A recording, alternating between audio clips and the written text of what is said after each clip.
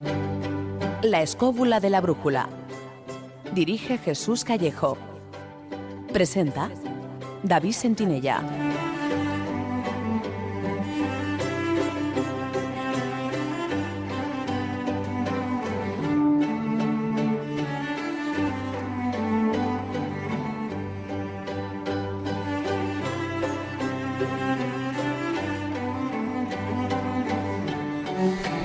Buenas noches, amigos. ¿Qué tal estáis? Desde los estudios de Radio 4G FM os damos la bienvenida a una nueva edición de La Escóbula de la Brújula.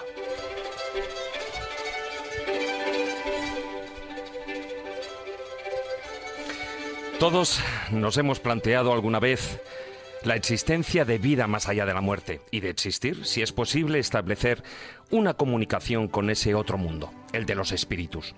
Por ello, esta noche vamos a adentrarnos en el espiritismo, una controvertida doctrina filosófica que surgió a mediados del siglo XIX a partir del análisis de los libros codificados por el francés Allan Kardec. Su objeto de estudio es el origen, la naturaleza y el destino de los espíritus y las características de los vínculos que estos espíritus establecen con el mundo físico. Para abordar el tema de la manera más amplia y sin tapujos, esta noche contaremos con la inestimable compañía en el estudio de Juan Miguel Fernández, presidente de la Asociación de Estudios Espíritas de Madrid y organizador de varios congresos internacionales sobre el tema. Pero en el programa de esta noche habrá mucho más, así que vamos con el sumario.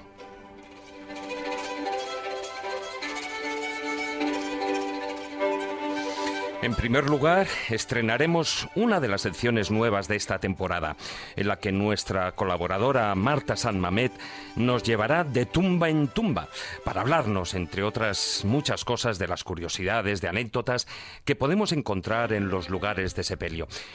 Y una de esas tumbas, por supuesto, esta noche será la de Allan Kardec.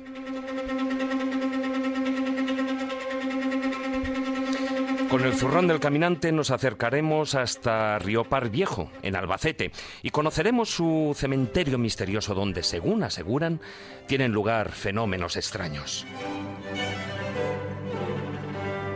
Más tarde, nuestro colaborador Miguel Salas nos ofrecerá una de sus historias bífidas que guarda relación con el tema central del programa de esta noche.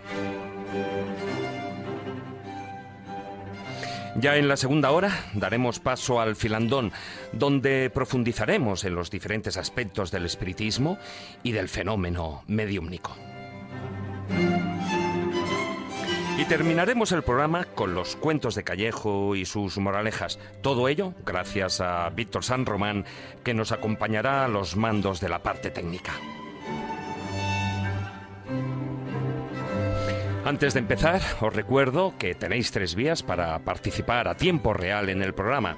En Facebook, a través de nuestra página oficial, La Escóbula de la Brújula. En Twitter, nuestro perfil es @escobuleros y el hashtag del programa de esta noche es #espiritismo. O también podéis mandarnos vuestros comentarios o preguntas por WhatsApp durante el programa al siguiente número de teléfono, el 636-689-184. Os lo repito, 636-689-184, con el prefijo +34 si los mandáis desde fuera de España. Y por supuesto, como siempre digo, no os olvidéis de poner vuestro nombre en el mensaje. Y bueno, y ya, sin más prolegómenos, nos subimos a nuestra particular escóbula voladora para conocer a fondo la realidad de la doctrina espírita. Así que, queridos amigos, comenzamos.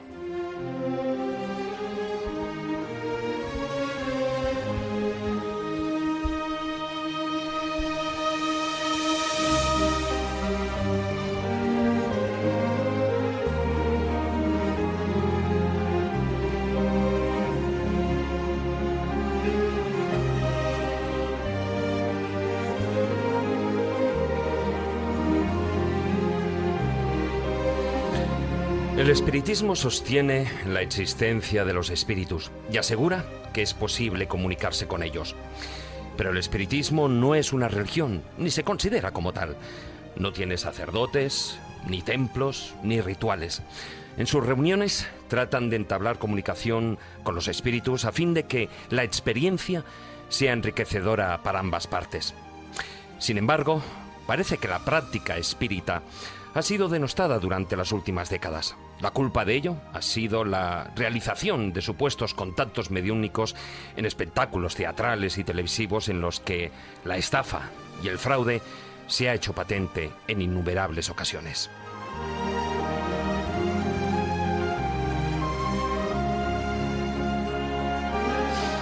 Por todo ello, esta noche, en la escóbula de la brújula, profundizaremos en el tema como nos gusta hacerlo, tratando de separar el grano de la paja.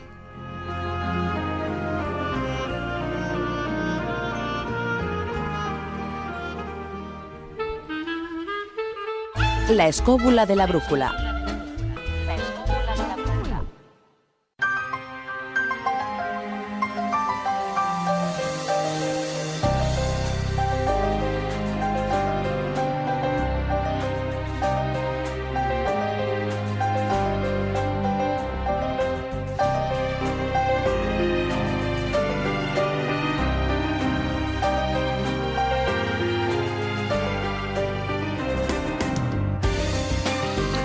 Bueno, queridos amigos, esta noche, como todas las que hacemos el programa, tengo la satisfacción de sentirme muy bien acompañado. A mi izquierda, Gerdirector, don Jesús Callejo. Muy buenas noches. Que el espíritu te acompañe, querido David. Sí, por supuesto, siempre. Estamos bien acompañados, tenemos presencia física y también invisible. Luego lo comentaremos. Pero yo creo que es un tema de esos importante y además yo creo que esencial abordar, ¿no? Sí. ¿Cuánta gente se ha adentrado en el mundo del espiritismo? Pues como nos hemos adentrado todos, con la Ouija. La Ouija, la Verónica, todas y así nos va. cosas. Bueno, la Verónica ya son palabras mayores. Sí, pero vamos, tablero, yo recuerdo en el instituto... También tú hacías de lo de la Verónica y la invocabas. Iba a decir, hice de todo, pero bueno, relacionado con este tema. Creí que hiciste de todo con Verónica. Ya me hubiera gustado, pero volvamos al tema de hoy. Lo de la Ouija es verdad, fíjate que hubo una época, y os acordaréis, que hasta una marca comercial muy conocida patentó una Ouija como un juego infantil y al final lo tuvieron que retirar por la cantidad. Pero muy conocida. Muy conocida. Bueno, no vamos a decir el nombre, solo queda por B, pero no vamos a decir el nombre. Saltó a los medios de comunicación porque, bueno, no solo fue... Es que no fue un año que de repente lo anunciaran, sino que de repente, junto con otros juegos de magia, etcétera, pues anunciaba la Ouija como un juego. Y eso duró años. Eso duró años. Hasta que lo retiraron. Pero bueno, eso sirvió para algo. Fíjate, el que se retirara, el que hubiera críticas, el que hubiera comentarios y polémica, sirvió para que mucha gente se diera cuenta que contactar con los espíritus no es un juego, que es algo más. Y eso te lo pueden decir psicólogos, psiquiatras, que cogieron a muchas víctimas de este supuesto juego. Entonces, a partir de ahí, sí que la gente empezó a pensar que a lo mejor la Ouija, y todavía sobre todo fomentado por algunas películas, era algo más. A lo mejor era una puerta, era ese instrumento para comunicarse con los espíritus. Y claro, hasta ese momento mucha gente podría decir, bueno, es la imaginación, es la fantasía, en fin, es la credulidad que tienen algunas personas, hasta que el vaso se mueve, o lo que antes se llamaba que eran las mesas parlantes, esas mesas juguetonas que también hacían de las suyas en sus sesiones espíritas. Ha evolucionado muchísimo. Luego con nuestro invitado de lujo pues lo iremos comentando. Pero yo creo que en principio todos tenemos algo de espíritas, todos tenemos algo de medium. Todos tenemos algo de curandero. Vamos a ver, nos falta fomentarlo. Se lo preguntaremos. Muy buenas noches, maestro Juan Ignacio Cuesta. Muy buenas noches, aquí estamos. ¿Cuánto daño ha hecho el mundo del cine referente a todas estas temáticas? Hombre, el mundo del cine, el mundo de la superstición, el mundo de la presunción, el mundo del friquismo absoluto y puro y duro. Pero es que el cine no deja de ser un fenómeno de masas, o sea, y en el fútbol no se habla de espiritismo o de Ouija, pero en televisión sí, ¿no?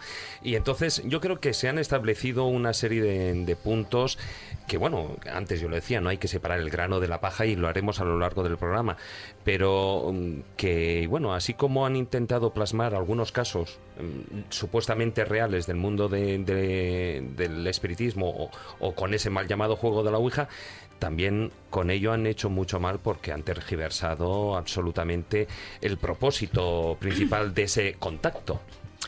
Indudablemente, pero esto no es nuevo, ni mucho menos. Ya sucedió en su día. No olvidéis que hubo una campaña dura por parte de algunos expertos, bueno, más que expertos, gente famosa en su tiempo, que lo elevaron como bandera digamos, el ataque a todo aquello que parecía irracional. No olvidéis que uno de los principales fue Houdini, en concreto, ¿no?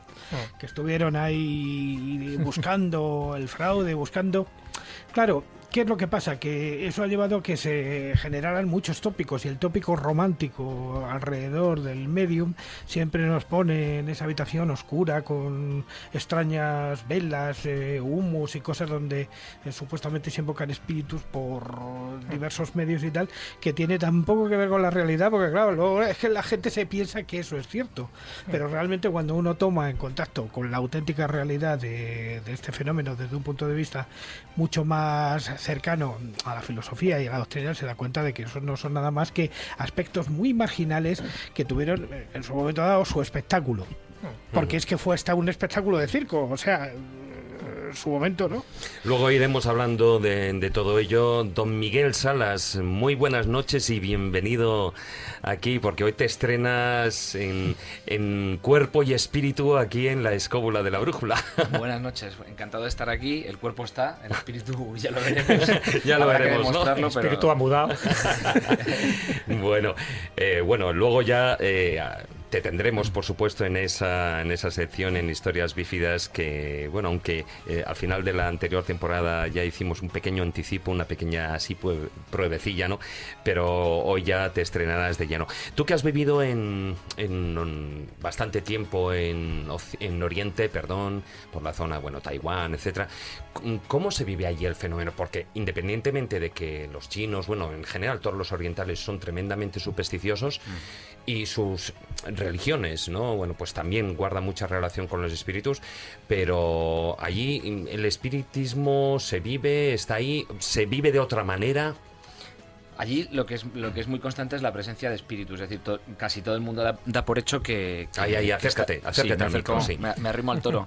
Que casi todo el mundo da por hecho que los espíritus nos rodean y que interactúan con nosotros de alguna manera, ¿no? Entonces es muy habitual que incluso la gente joven, porque yo trabajaba dando clases en la universidad, pues tenga una serie de hábitos relacionados con el mundo espiritual, ¿no?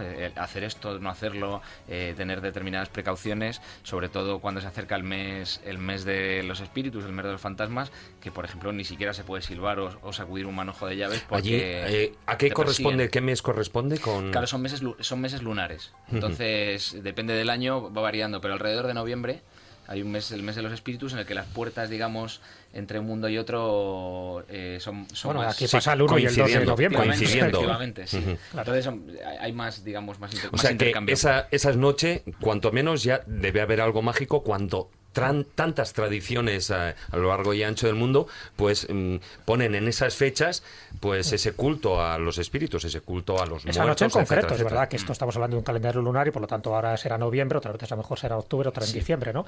Pero es verdad que esa noche, la noche del Samaín, por ejemplo, en las fiestas celtas, la noche de Todos los Santos, que corresponde, por ejemplo, con nuestra festividad cristiana, no la de los difuntos, que la de los difuntos es el día 2 de noviembre, que hay mucha gente que se equivoca, pero cuando entras un poco en esa mitología, siempre se dice que hay fechas muy concretas a lo largo del año. Una de estas es la del día de Todos los Santos o el día de Samaín, donde esas puertas invisibles se abren y hay una comunicación entre el mundo, el inframundo y el mundo terrenal.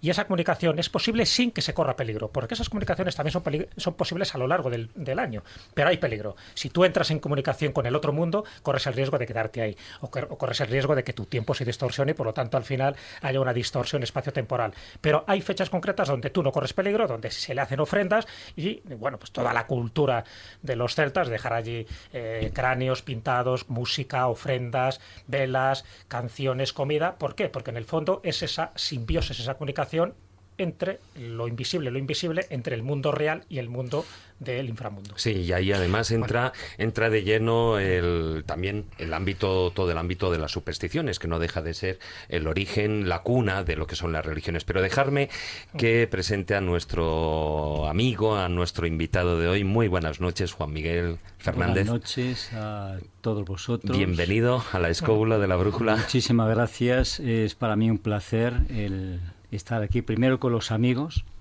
que nos conocemos ya desde hace tantos años, que hemos convivido, y que nos habéis aportado tanto conocimiento a nuestra asociación, porque sois unos tíos impresionantes, que todo aquello tenéis una enciclopedia metida en la cabeza, y cada vez que vais nuestra asociación se llena de personas interesadas en tener más conocimiento, porque el conocimiento no solo viene a través de la doctrina espírita, el conocimiento viene por otros caudales también, y todos llegan al mismo fin, pero la gente tiene que también conocer las cosas, no se puede centrar expresamente en un tema determinado, porque por todos los lugares vamos absorbiendo saber, y esto el es muy conocimiento. importante. Sí, siempre hay que tener las puertas y las ventanas abiertas a ese conocimiento, a ese saber. Sí. Bueno, como antes decía, eres presidente de la Asociación de Estudios Espíritas de Madrid. Además, has organizado varios congresos internacionales sobre el tema espírita. Creo que eres, hombre, indiscutiblemente de esta mesa, por supuesto, pero una de las personas más cualificadas que hay en España para poder decirnos qué es el espiritismo y qué no es. Bien. Ante todo, tú has dicho algo a la presentación muy interesante, y es que es ese gran desconocido. Es un gran desconocido porque la gente tiene pues un concepto del espiritismo pues totalmente confundido, porque el espiritismo no es el fenómeno.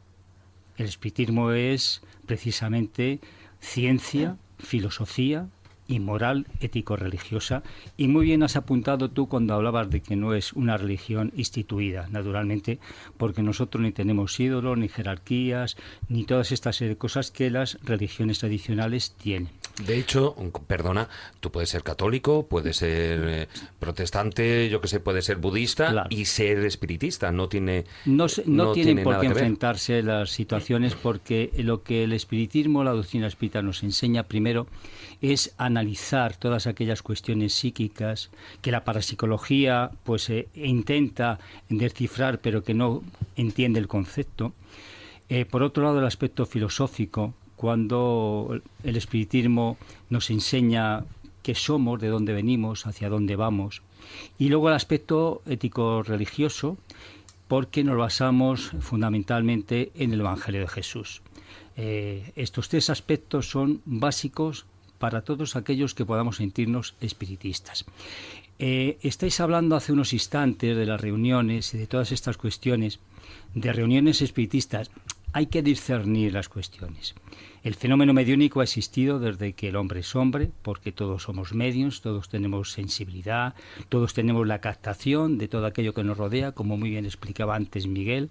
Es cierto, yo estaba escuchando todo ese comentario que tú estabas haciendo y me sentía pues muy consolado, porque el espiritismo se puede llamar de muchas formas distintas, pero lo que sí está muy claro es que somos espíritus inmortales, somos espíritus que tenemos un inicio, un recorrido, y que al cabo de una serie de experiencias pues vamos a llegar a un punto determinado cuando hayamos aprendido todo aquello que nos espera por aprender, y cuando hayamos matizado, cuando hayamos anulado todas aquellas imperfecciones que nos acompañan ahora.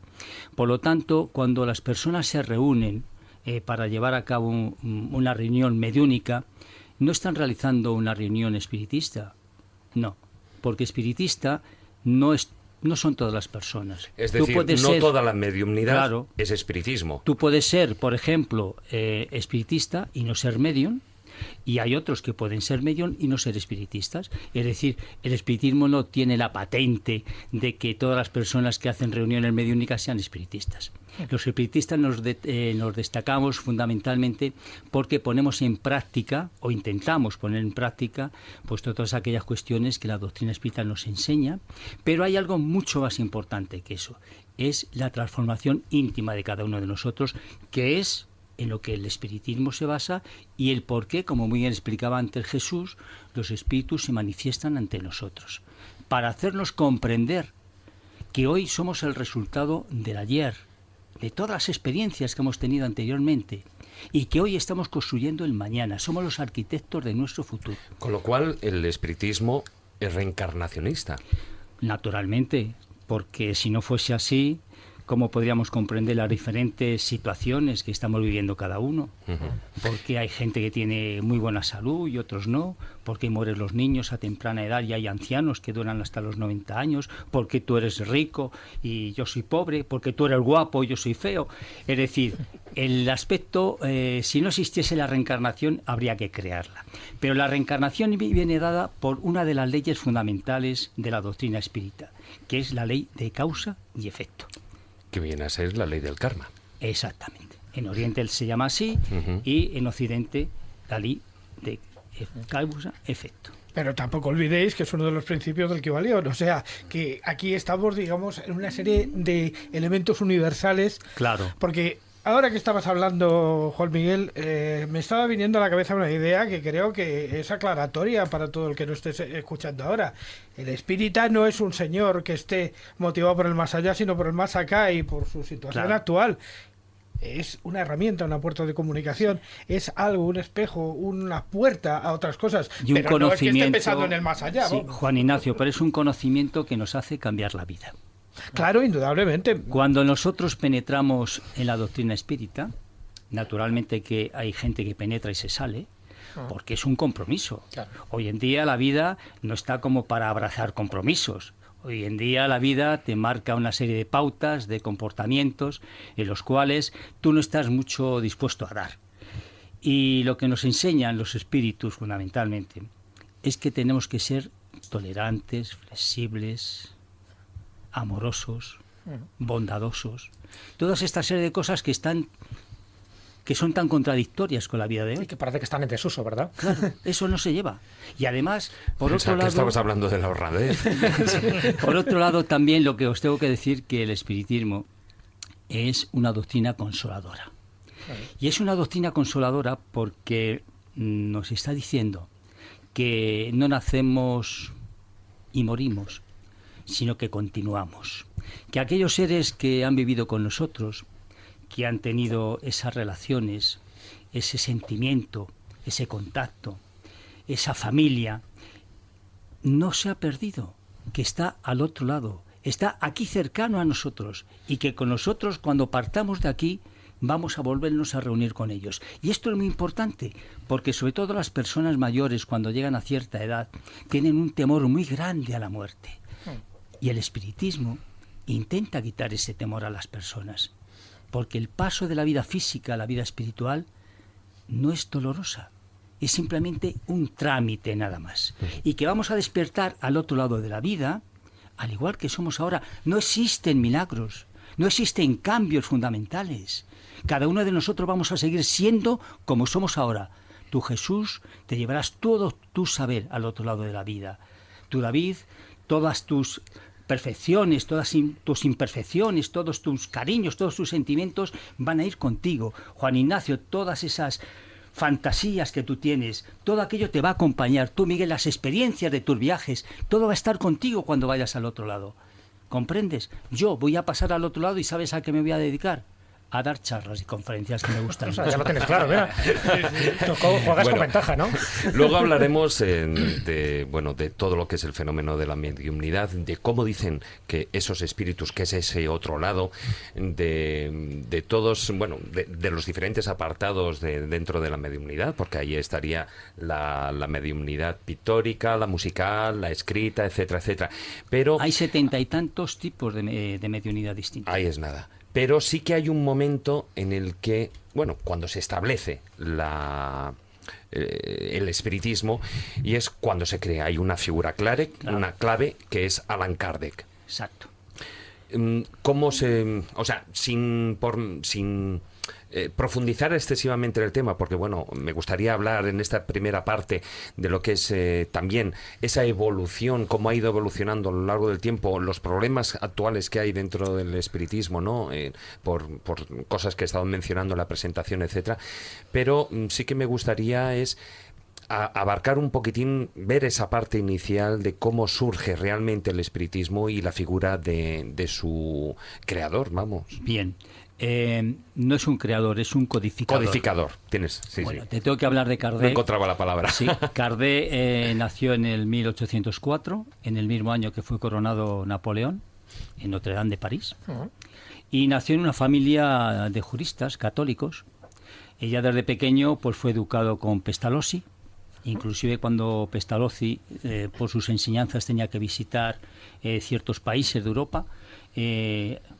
Hipólito León de Lisarribail, que era verdaderamente su nombre, el seudónimo de Allan Kardec vino después, y ya explicaríamos por qué, pues que se quedaba inclusive de responsable para dar clase a los chicos del instituto. De allí cuando salió, ya con 17 años, empezó a escribir libros para la Academia Francesa, libros de matemáticas, geografía, historia, etcétera. Hablaba 4 idiomas: alemán, francés, italiano e inglés. Bueno, y él constituyó una academia que se arruinó porque un familiar suyo, pues los negocios le fueron mal. Y en ese tiempo conoció a un amigo suyo que se dedicaban al magnetismo.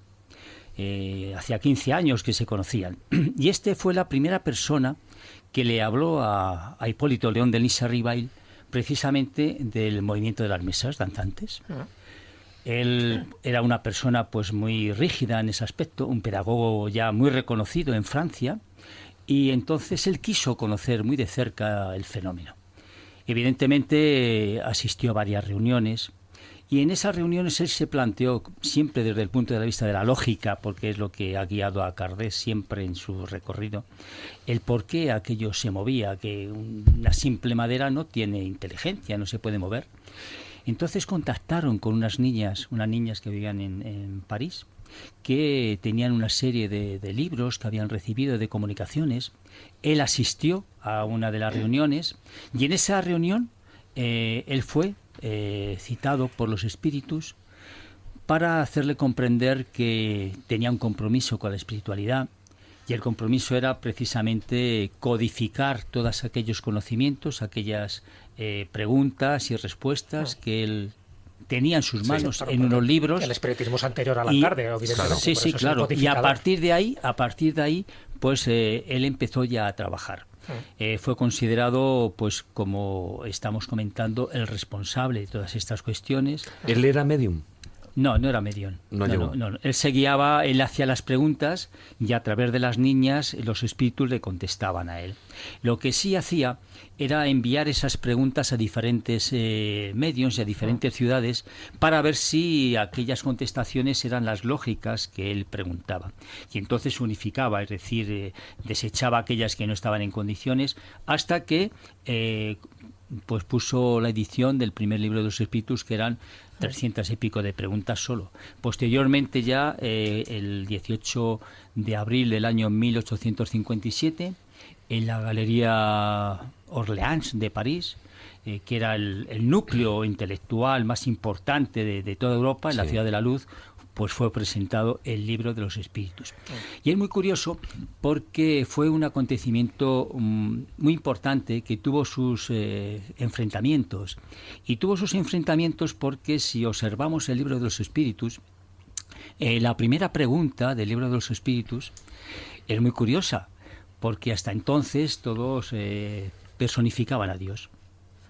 Mientras que Kardec, la pregunta que realizó es: ¿qué es Dios? Entonces eso chocó mucho con el mundo intelectual, que le criticó indudablemente. Y la contestación de los espíritus es la inteligencia suprema, causa primera de todas las cosas. Es decir, nos estamos olvidando del ancianito que estaba subido en la nube, apartando unos a la izquierda y otros a la derecha. Y eso le creó indudablemente mucho enfrentamiento con la religión católica de entonces. Bueno, con la religión católica, y tú has dicho el mundo intelectual. Por supuesto, también tuvo muchísimos enfrentamientos con todo el mundo científico. Claro, porque la primera acusación que se hace fundamentalmente es de panteísmo, de alguna manera. Entonces, que no es exactamente eso, pero que en aquella época se leyó así. Porque siempre se ha hablado de Dios. De hecho, el principio fundamental, por decirlo así, de los 7 o 8 principios que tiene el espiritismo, el primero es el de la existencia y unificación de Dios. O sea, exactamente. Dios es uno, no queda ninguna duda, y es la primera causa inteligente. Pero es inconocible. Claro, de hecho, el Pentateuco que tiene Allan Kardec, el primero es el libro de los espíritus, pero también tiene uno de los libros que es eso, el Evangelio, interpretado siempre según la doctrina espírita. Por lo tanto, es muy ideísta, es decir, es muy difícil que a lo mejor un laico o un ateo sea espírita, porque tiene que creer en Dios. ¿Sabes que es uno de los libros más importantes de la doctrina, el Evangelio según el espiritismo? ¿Por qué? Sí. Porque muchas de las situaciones, de las vivencias del Maestro Jesús, que otras religiones no han explicado, esas exposiciones que hacía, esas explicaciones que transmitía a la gente. Los espíritus te han dado el sentido, te han explicado por qué hablaba Jesús de esa forma, ¿no? Por qué quería transmitir ese sentimiento para que llegase a la gente de una forma velada, porque en aquel tiempo, en la época de Jesús, no cabe la menor duda de que el conocimiento, la cultura de la gente era mínima. Entonces tenía que contar historias, porque las historias es como cuando tú cuentas historias en la asociación. Las historias es como llegan las personas. Sí. Las historias, las parábolas. De todas maneras, a ver, Allan Kardec codifica el espiritismo y a partir de ahí, bueno, durante todo el siglo restante del siglo XIX... Falleció en 1869. Bueno, y a partir de ahí hay una explosión, digamos, a nivel social. De Europa pasas también a Estados Unidos, hay el fenómeno, digamos, mediúmnico y espírita en ese momento, de una manera u otra asociada, se expande y, bueno, a partir de ahí llegamos al siglo XX en plena efervescencia del mundo espírita. Sí, pero fíjate, David, que en 1848 en Hardersville empieza el movimiento con las hermanas Foss. Con las hermanas Foss. Sí. Pero anteriormente a esa época, inclusive hasta en España y todo, ya el tema mediúnico ya existía. Ya había grupos en España, en Madrid concretamente había grupos espiritistas. En donde España se rezaba. hubo, bueno, históricamente, sobre todo a finales del siglo XIX y principios del XX, hubo un movimiento espírita muy importante en las dos grandes capitales. Antes de la Guerra Civil en España había cerca de 200 centros espíritas federados. 200 a través de la dictadura ya. Ellos desaparecieron, muchos estuvieron en la cárcel, otros tuvieron peor suerte. Todas aquellas filosofías, religiones, doctrinas que no eran estatuarias, pues resulta que estaban censuradas y y fueron perseguidos todos. Pero el espiritismo en España ha tenido una influencia tan grande que hubo un proyecto de llevarlo a las Cortes para que fuese llevado a la universidad, como es natural. Pero el alzamiento de 1870 y tantos, Después de la gloriosa de 1868, cuando a Isabel II la destituyen, a partir de ahí... Después de ese alzamiento ya desapareció. Ya desapareció. Claro. Pero fíjate hasta qué influencia tenía todo aquello en aquel tiempo. De todas maneras, dime. de todas maneras, no olvidéis que cuando aparece Allan Kardec y sus doctrinas se empiezan a difundir por Europa, aquí todavía está la Inquisición. Entonces, claro, es que... Sí, bueno, pero ya muy diluida. Sí, no muy tenía ya prácticamente ningún tipo de operativo. En el momento que muere Fernando VII en 1833, la Inquisición se termina. Una pregunta muy concreta, Juan Miguel, porque yo creo que un poco los oyentes pueden tener un pequeño despiste. Es decir, si analizamos históricamente, me refiero, el inicio del espiritismo, se puede decir que es en 1848 con las hermanas Foss y la codificación es en 1857 con el libro de los espíritus de Kardec, o nos tendríamos que ir más atrás. No, lo que ocurre es que desde esa época, como muy bien explicaba antes David, empiezan a llegar a Europa desde los Estados Unidos muchos mediums. Como también decía Juan Ignacio, medios que utilizaron popularmente salas de concierto, los teatros, cobrando naturalmente porque eran espectáculos, y es cuando ya empieza a germinarse toda esa serie de cuestiones, donde hay una serie de años en los cuales los medios más famosos frecuentan pues Inglaterra, Alemania, Francia e inclusive hasta en España. Fíjate que en España, por ejemplo, uno de los medios más importantes que ha habido, que ha sido los hermanos Davenport, que eran amigos de Harry Houdini. Creí que vas a decir Harry Potter, porque hay un Davenport por ahí. Houdini tenía uno de los hermanos Davenport, le persiguió indudablemente para decirle que le explicase el truco que tenía, ¿no? Porque no conseguía. Pues ellos estuvieron actuando en el Teatro Novedades de Madrid. Sí. Fíjate, y el vizconde te lo voy a decir ahora. El vizconde de Torres Solanot fue el que los contrató para que viniesen a España y no dieron su opinión sobre ellos. Es curioso, porque al tiempo que había unos que actuaban de una manera lícita, de una manera honesta, honrada, pues había otros paralelamente que utilizaron pues el fraude como es natural, como en todas las cuestiones, ¿no? De hecho, ya sabéis que hay un libro de Carlos María Heredia que se llama Fraudes espiritistas, pero que curiosamente en el año 1941, ese libro fue publicado en 1930, pero en el año 1941 este hombre se convirtió al espiritismo después de una serie de demostraciones en México llevadas a cabo por el presidente de la República Mexicana. Hasta ese punto. Bueno, hasta Lincoln en su momento también en la misma Casa Blanca recibió mensajes. Bueno, más que mensajes, yo tengo que decir, perdóname Juan Ignacio, tengo que decir que su esposa tenía una amiga inglesa que era medium y frecuentaba la Casa Blanca con cierta regularidad. Y una de las veces que salía de la reunión con la esposa, pues se encontró en el hall, se encontró con Abraham Lincoln. En ese momento entró en trance, él estaba acompañado de todos aquellos diputados que tenía, y al cabo del rato, al cabo de un tiempo, ella despertó del trance, y a partir de ahí, de ese instante, ¿qué les diría los espíritus?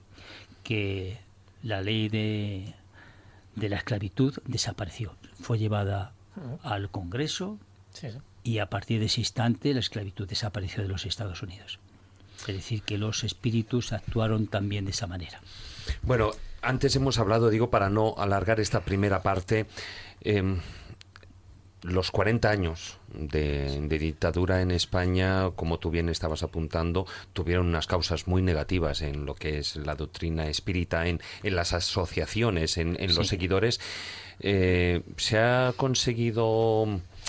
digamos, ha levantado cabeza el espiritismo en España después de todo ese periodo. Sí, mira, a partir del año 1982, que fue legalizado el espiritismo por Rafael González Molina, un español que viajó a Brasil y al cabo del tiempo tuvo que regresar aquí a España. Él fue el autor al cual todos los espiritistas le estamos sumamente agradecidos. Fue el primer presidente de la Federación, fue presidente también del Consejo Espírita Internacional, al cual hay cerca de 40 países afiliados. Pues a partir de ese instante empezaron a crecer los centros espíritas por toda España y empezaron a florecer. Nosotros organizamos en el año 1992 en el Palacio de Congresos de Madrid, los días 6, 7 y 8 de noviembre, un congreso internacional donde vinieron más de 1.000 y pico de personas de todo el mundo, ¿no? Pues a partir de ese instante, todos los años vamos realizando un congreso nacional, aparte de los internacionales que hemos hecho. En el 2010 estuvimos en Valencia, del cual yo he sido uno de los responsables. Yo me ocupo de dirigir y de presentar todos los congresos que hacemos en España. Yo soy la persona que como lo llaman, el maestro de ceremonias, ¿no? Es decir, yo me ocupo de toda esa, esa trama que llevamos, ¿no? Pues este año ya son los 22 años. 22 años realizando ese congreso interno. En los días 6, 7 y 8 de diciembre de este año, en Calpe, volvemos otra vez a reunirnos en el congreso. Bueno, centros espiritistas tienes por toda España. No, y aparte de España, como última pregunta de este bloque, antes de dar paso a las secciones, a nivel internacional, porque por ejemplo Brasil, Filipinas, o sea, son países, Argentina son países en los que casi el espiritismo está en la primera plana de... Por eso, David, se fue creado el Consejo Espírita Internacional, donde periódicamente, todos los años y cada 3 años, se celebra un congreso internacional citado por el Consejo. El año que viene es en Portugal, en Lisboa, y aproximadamente habrá unos 40 países ya afiliados, 40 desde Cuba. Imagínate, Cuba también ya desde hace varios años es parte del Consejo Espírita Internacional. Y España, que es lo más importante, en la Puerta del Sol de Madrid, fue donde se constituyó en el año 1992, en la Federación Espírita Española, el Consejo Espírita Internacional, nombrando como secretario general a Rafael González Molina. Una de las preguntas que nos llegan a través del WhatsApp, brevemente, luego ya daremos más explicaciones si son necesarias. Preguntan, ¿has tenido algún contacto con un espíritu? Yo tengo contacto muy a menudo con los espíritus, como lo podemos tener todos. Pues ya lo sabes, Qué Saray. diplomático. Ya lo sabes, Saray. Es así. Bueno, luego hablaremos largo y tendido sobre el tema y sobre todas esas partes de lo que es esa mediunidad y si la podemos tener todos o si de hecho la tenemos todos ahí de una manera latente. Vamos con las secciones.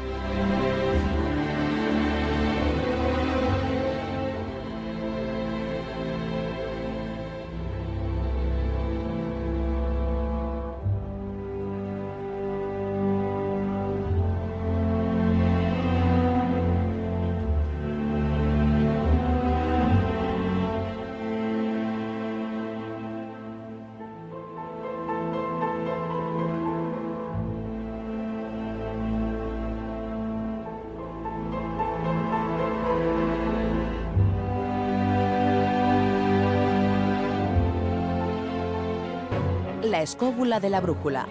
Dirige Jesús Callejo. Presenta David Sentinella. De tumba en tumba.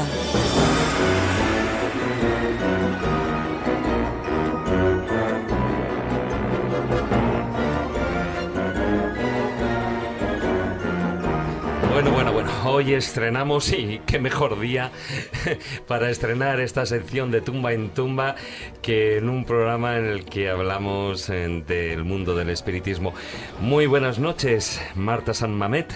Buenas noches, escobuleros. Uy, que has empezado con esa voz no de tumba, sino de ultratumba. Sí, es verdad. Estaba escuchando a Juan Miguel y la verdad es que es interesantísimo escuchar. Es claro, una gozada, temas, escucharle. Es una gozada. Es una gozada. Pero de todas maneras es un sentido del humor, porque yo me tomo esto, pues eso, con bastante humor. Entonces, sí, pero no si sé, lo cortés no quita lo valiente, ¿eh? Eso. Sí, luego a mí también me explicará algún que otro chiste de espíritu, seguro. Se lo voy a Ay, pedir. bien. O sea Entonces, estamos en la línea. Luego nos explicarás, Marta, cómo se toma con sentido del humor ir de tumba en tumba y de tumbo en tumbo. Te cuento. Mira, yo de verdad te digo, con los enterradores son los que mejores chistes me han contado muchas veces. Claro, chiste morboso. Sí, que tienen un humor negro. Un humor muy negro, pero eso es súper gracioso. Bueno, venga, ¿qué? Arrancamos con el tema, ¿os parece? Dime, a ver, cuéntame. Vamos a ver, el tema de hoy es, ¿qué tienen en común una mesa, un dolmen, una fogata y un ramito de violetas? Ahí va. ¿Esto qué es? Ahí va. ¿Pregunta de trivia? Pregunta de trivia. La gallina no es, ¿no? Nah, es complicado. Seguro que Juan Miguel sabe perfectamente de qué va cada cosa. Lo del dolmen yo creo que sé por dónde va. Sí. Claro, que sabéis, si somos ministros ¿Eso todos. tiene que ver con una mujer? Tiene que ver con todo. Nos estaba chivando, lo habéis oído, sí, lo habéis claro. oído. Está chivado. El sabio de Juan Miguel nos Algo estaba ha dicho la chivando. Amalia. Oye, que son Sí, amigos bota. míos. Claro, es que es así. Bueno, venga, a ver, el resto de la gente puede conocer. Bueno, las mesas ya hemos hablado. Efectivamente, una cosa divertidísima esto de las mesas, que yo me planteo que esta gente de una empresa que todos conocemos que empieza por I y termina por KEA, que ha hecho un anuncio plastosísimo de mesas, ¿cómo se les ha olvidado incluir a las más chulas, que son estas, las mesas, como decís, que hicieron Las furor en el parlantes, ¿no? 19? Sí, las Claro, giratorias tienen distintos nombres. ¿Tú te imaginas que la vendieran en el I? Ese que termina Ikea. En ese I, no. Sí, no te pero habría imaginas. que llevarse a los espíritus a casa también. Pero, no, y además hicieron, creo, si no estoy equivocada, que hicieron hasta un manual de instrucciones, que fue uno de los manuales que fue llegando precisamente de Europa de América a Europa, donde explicaban cómo hacer con las mesas, porque la cosa era sentarse alrededor, lo normal, pues una invocación, la mesita empezaba con unos tímidos crujidos, pero claro, cuando ya ganaba confianza, pues aquello era una explosión de raps, ¿no?, de sonidos. Entonces, bueno, no solo se movían, sino que hay fotografías, las habréis visto, yo no desconozco si son trucadas, de mesas que están literalmente volando por los aires, ¿no? Sí. Hay de todo. Hay de todo, hay de todo. Sí, pero como decíamos, es verdad que esto da mucho juego a mucho timador, a mucho fantasma, ¿no? Bueno, como juego, en realidad, la verdad es que aquello fue una revolución, eso es totalmente cierto, y la posibilidad de que podamos hablar con las personas que han muerto, pues hombre, eso siempre se acoge con bastante entusiasmo. Entonces, las primeras que se ponen con todo esto son las Sister Fox, ¿no? Que tienen nombre de gospel, las hermanas Fox, que cantar no cantaban nada, pero sí que es verdad que oye, pues tenían tarifa plana con un hombre, con un espíritu que era un buhonero de 32 años y se comunicaban con él a través de unos golpecitos en el pueblecito cerca de Nueva York, de Hillsville, y bueno, ellas crearon un alfabeto de golpes, fueron de teatro en teatro, y yo creo que acabaron hartas de tanto ruido, y realmente dos de ellas, Margareta y Catherine, acabaron alcoholizadas y de bastante mala manera, están enterradas en la primera tumba. Sí. ¿Perdona? ¿Qué decía Juan Miguel? Tomaban champán para poder durar tantas horas de mediunidad que llevaban. Pobrecitas, claro, es que si ya es difícil hablar con la gente aquí a pie de calle, pues imagínate ya con todos los de allá arriba, ¿no? Pero tuvieron un final un poco sí, luego desmintieron, penoso, ¿no? Porque desmintieron que hicieran esos raros, que lo decían por dinero, sí, pero bueno, pero que públicamente dejaron un poco en entredicho ese espiritismo naciente, diciendo que lo hacían con los dedos de los pies, con chasquidos, en fin. Pues no sé si les pagaron demasiado. Gentes, ¿no? ¿Qué pies tendrían estas Claro, gentes? eso es lo que comentaron, esa es la explicación que dieron, pero Sí, desde es la luego explicación que hicieron un daba flaco favor. Carlos María de Heredia, era la explicación que da en su libro Fraudes Espíritas. Que los ruidos los motivaban tirando una manzana atada con una cuerda, que los dedos de los pies los movían. Bueno, por favor, que nos busquen esas personas. Sí, pero que ya se prestaron, me refiero a ese juego mediático en su momento. El problema no fue de ellas eran muy pequeñas, el problema fue de aquellos que se encargaron de dirigirlas, que las sometían a duras sesiones con muchas horas de tiempo. Con tal de ganar dinero. Y claro, y entonces cobraban la entrada. Y entonces, ¿qué ocurre? Como muy bien decía nuestra amiga, terminaron alcohólicas, sobre todo una de ellas, porque además los padres también eran de ese tipo, y con champán tenían que mantenerlas un poco despiertas para que durasen tantas sesiones como tenían que hacer entonces. No solamente eran ellas, había mucha más gente que practicaba este tipo de cosas. Bueno, Marta, a ver... Totalmente de acuerdo, sí, no, efectivamente, están ambas dos, pobrecitas, en un cementerio de Brooklyn, y lo curioso de esta historia es que el buhonero, este hombre que recordáis que era con el que se comunicaban, bueno, luego se comunica con otros tantos, pues el hecho curioso es que años después de su muerte se derriba, o se derrumba la casa de Hillsville, y aparece el cadáver de un hombre, curiosamente esa misma edad. De aquello, hombre, pues no se sabe absolutamente nada, no se sabe si fue cierto, pero bueno, también se dejó un poco en el aire, porque la verdad es que la vida de estas pobres chicas pues acabó como habéis dicho. Él pues dio su nombre, Marta, se llamaba Carlos Bormann. Ah, dio su nombre, efectivamente, sí, además dijo cómo le habían asesinado y todo lo que había robado ocurrido, y le habían robado y lo habían enterrado abajo. Eso es, y entonces, claro, vivía en la misma casa, sí. Bueno, llévanos a nos otra vamos tumba. al dolmen. Al dolmen, es verdad. Tumba. A otra, sí. El dolmen ese tiene que ver con Kardec. Venga, eso está clarísimo. 10 puntos. Marta, ¿tú has estado en Père Lachaise, en París? Sí, bueno, ¿Has visto cómo no? que Es jardines más maravillosos? Eso es una maravilla. Y que tumbas que dan ganas de sentarse allí a tomarte el bocadillo. Hombre, es que es puedes, curioso, además sobre todo la de Jim Morrison. Es curioso, fíjate que la tumba de Kardec, que es la más florida de Père Lachaise, la más florida, porque todos los días por la mañana hay un grupo de mujeres que se dedican a sustituir las flores de un día para otro, porque reciben tantos ramos de flores en agradecimiento por tanto conocimiento y tanto bien que ha hecho a las personas, que no saben dónde ponerlas. Y estas mujeres se dedican a sustituirlas precisamente para que esté siempre florida la tumba de Allan Kardec. La gente que no entiende absolutamente nada de ello pasa cercano por allí, se queda observando y cuando ve tantas flores pregunta y se acercan y entonces ven el dolmen de Kardec. Efectivamente, el dolmen de Kardec. Pero bueno, hay una cosa también curiosa con esto, y es que dicen que el propio Kardec, eso lo aclararás tú mejor, dijo que si había un ritual que se podía hacer que consistía en acariciar el cuello de su estatua, pedir un deseo y si se cumplía regresar con flores.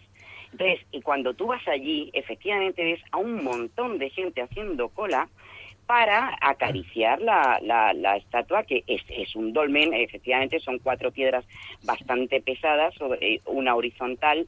Además fue una tumba que sufrió un atentado y bueno, colocaron en los puntos más delicados, claro, para que colapsara la piedra de arriba, que pesa 4 toneladas, para que colapsara, cayera y se cargara todo aquello. No lo consiguieron, se arregló rapidísimamente, porque las autoridades dijeron que eso no podía estar así. La verdad que se arregló rápido y de los terroristas no se supo nada. Se fueron, pero es verdad que es la más florida. O sea, de hecho, este cementerio tiene un top 3, ¿no? El número 1, Sí. Jim Morrison, como habéis dicho.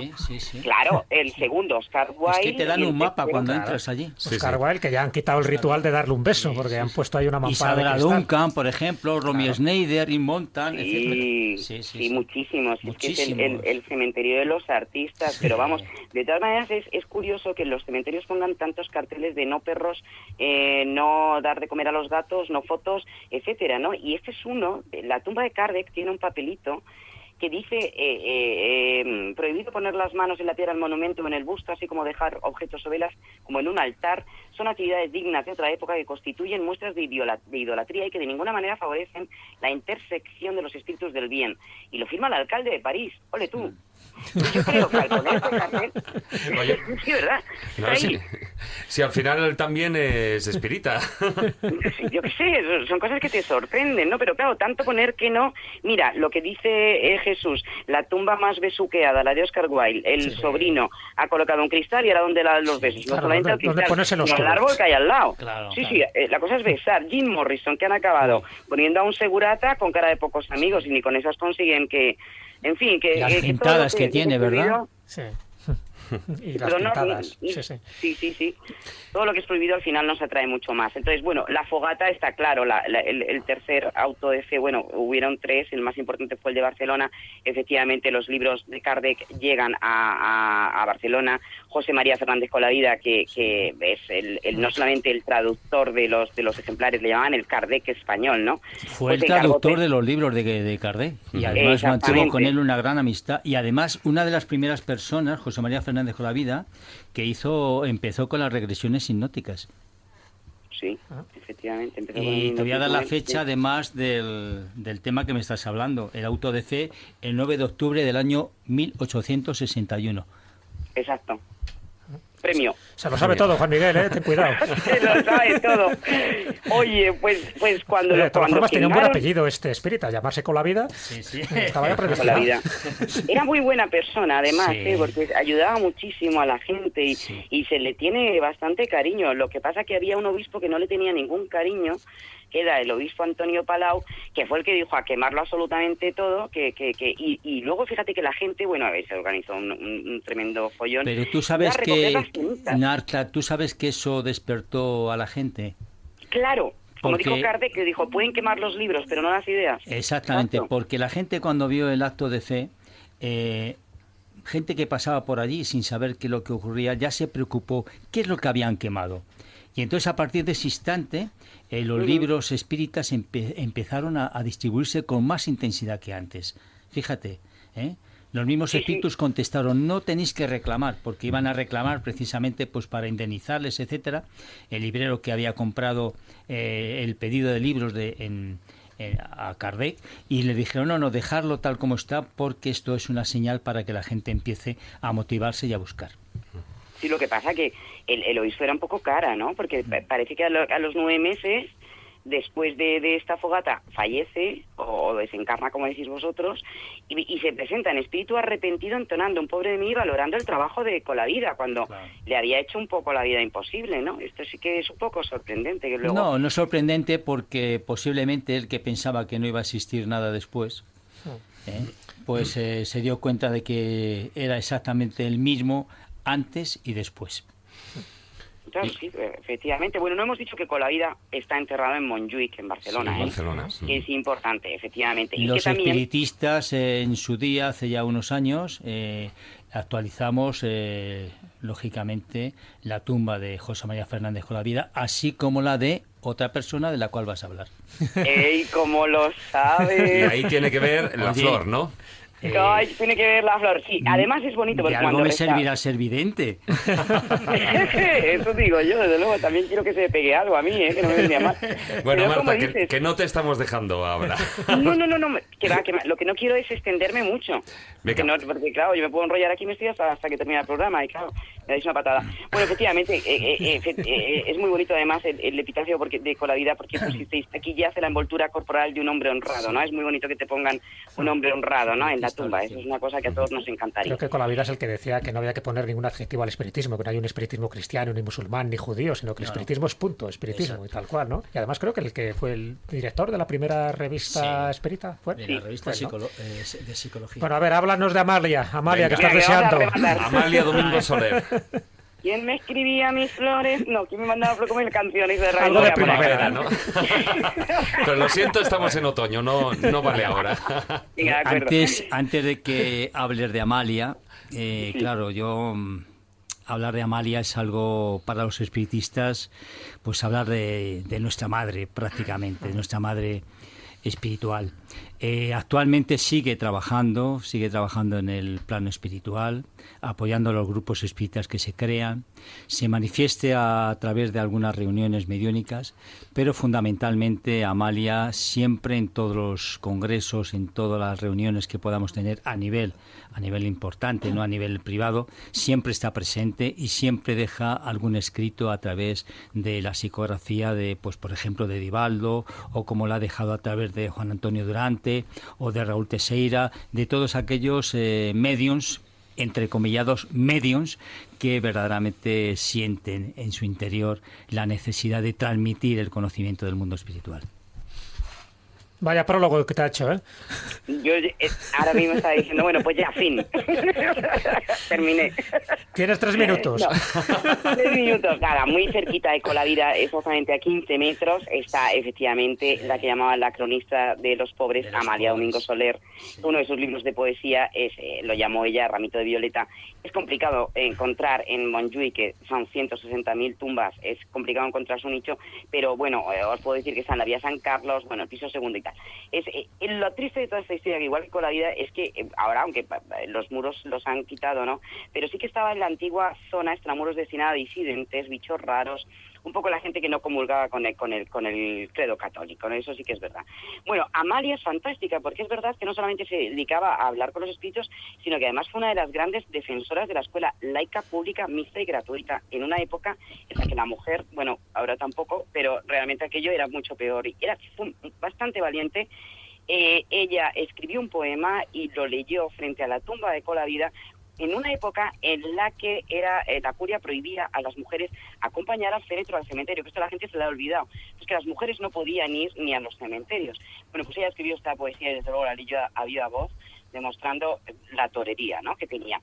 El nicho está muy limpio, también está rehabilitado, como bien ha dicho, y nuestro invitado, es verdad que estaba hecho polvo hace tiempo, pero bueno, se salvó in extremis. Hoy la tumba está rehabilitada, asombrosamente limpia, con sus floreros, y de vez en cuando alguien deja, pues eso, un ramito de violetas. O sea que ahí está sido el recorrido por las mesas, las violetas, las fogatas.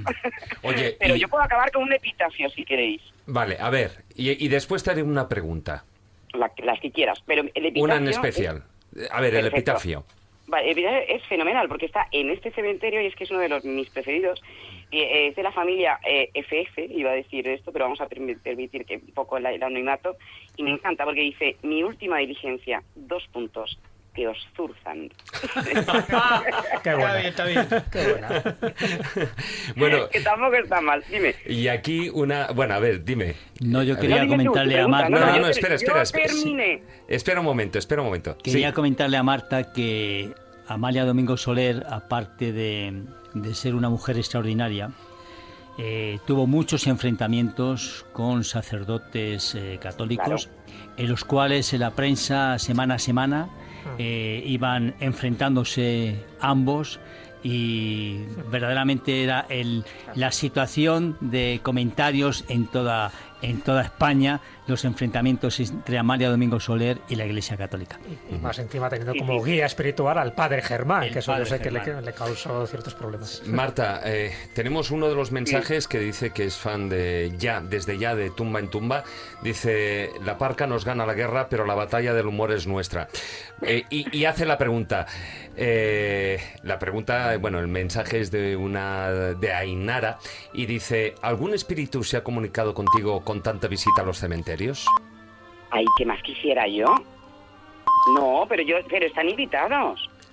Tú despliega las antenas, que yo creo que te están diciendo. Sí, yo voy con todas las antenas y con todo puesto, pero no, me encantaría, yo tendría ahí unas conversaciones divertidísimas. Bueno, Marta, ya tu primera fan, nada más empezar, pero bueno, ¿qué es esto? ¿Pero esto qué es? ¿Pero esto qué es? Miguel Salas se está tirando de los pelos y dice, ¿y yo qué? Bueno, Marta, ha sido un Es placer verdad. tenerte aquí Igualmente. esta semana. Un besazo muy fuerte. Hasta luego, Un Marta. abrazo escobulero, feliz semana. Un beso, Marta.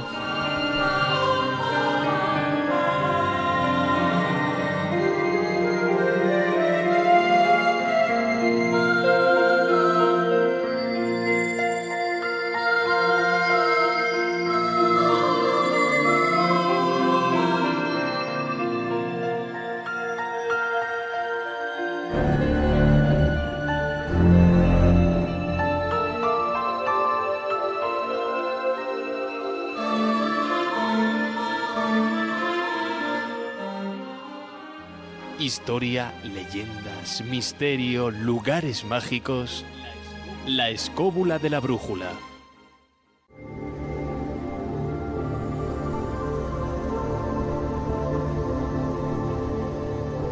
El zurrón del caminante.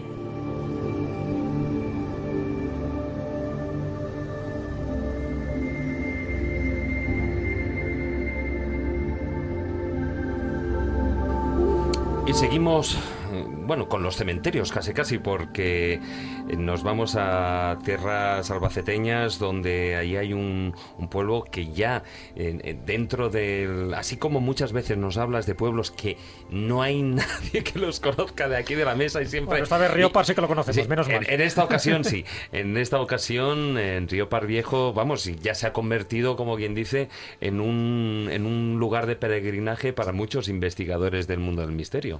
Seguro que conocéis Riopar, pero seguro que no conocéis Laminador.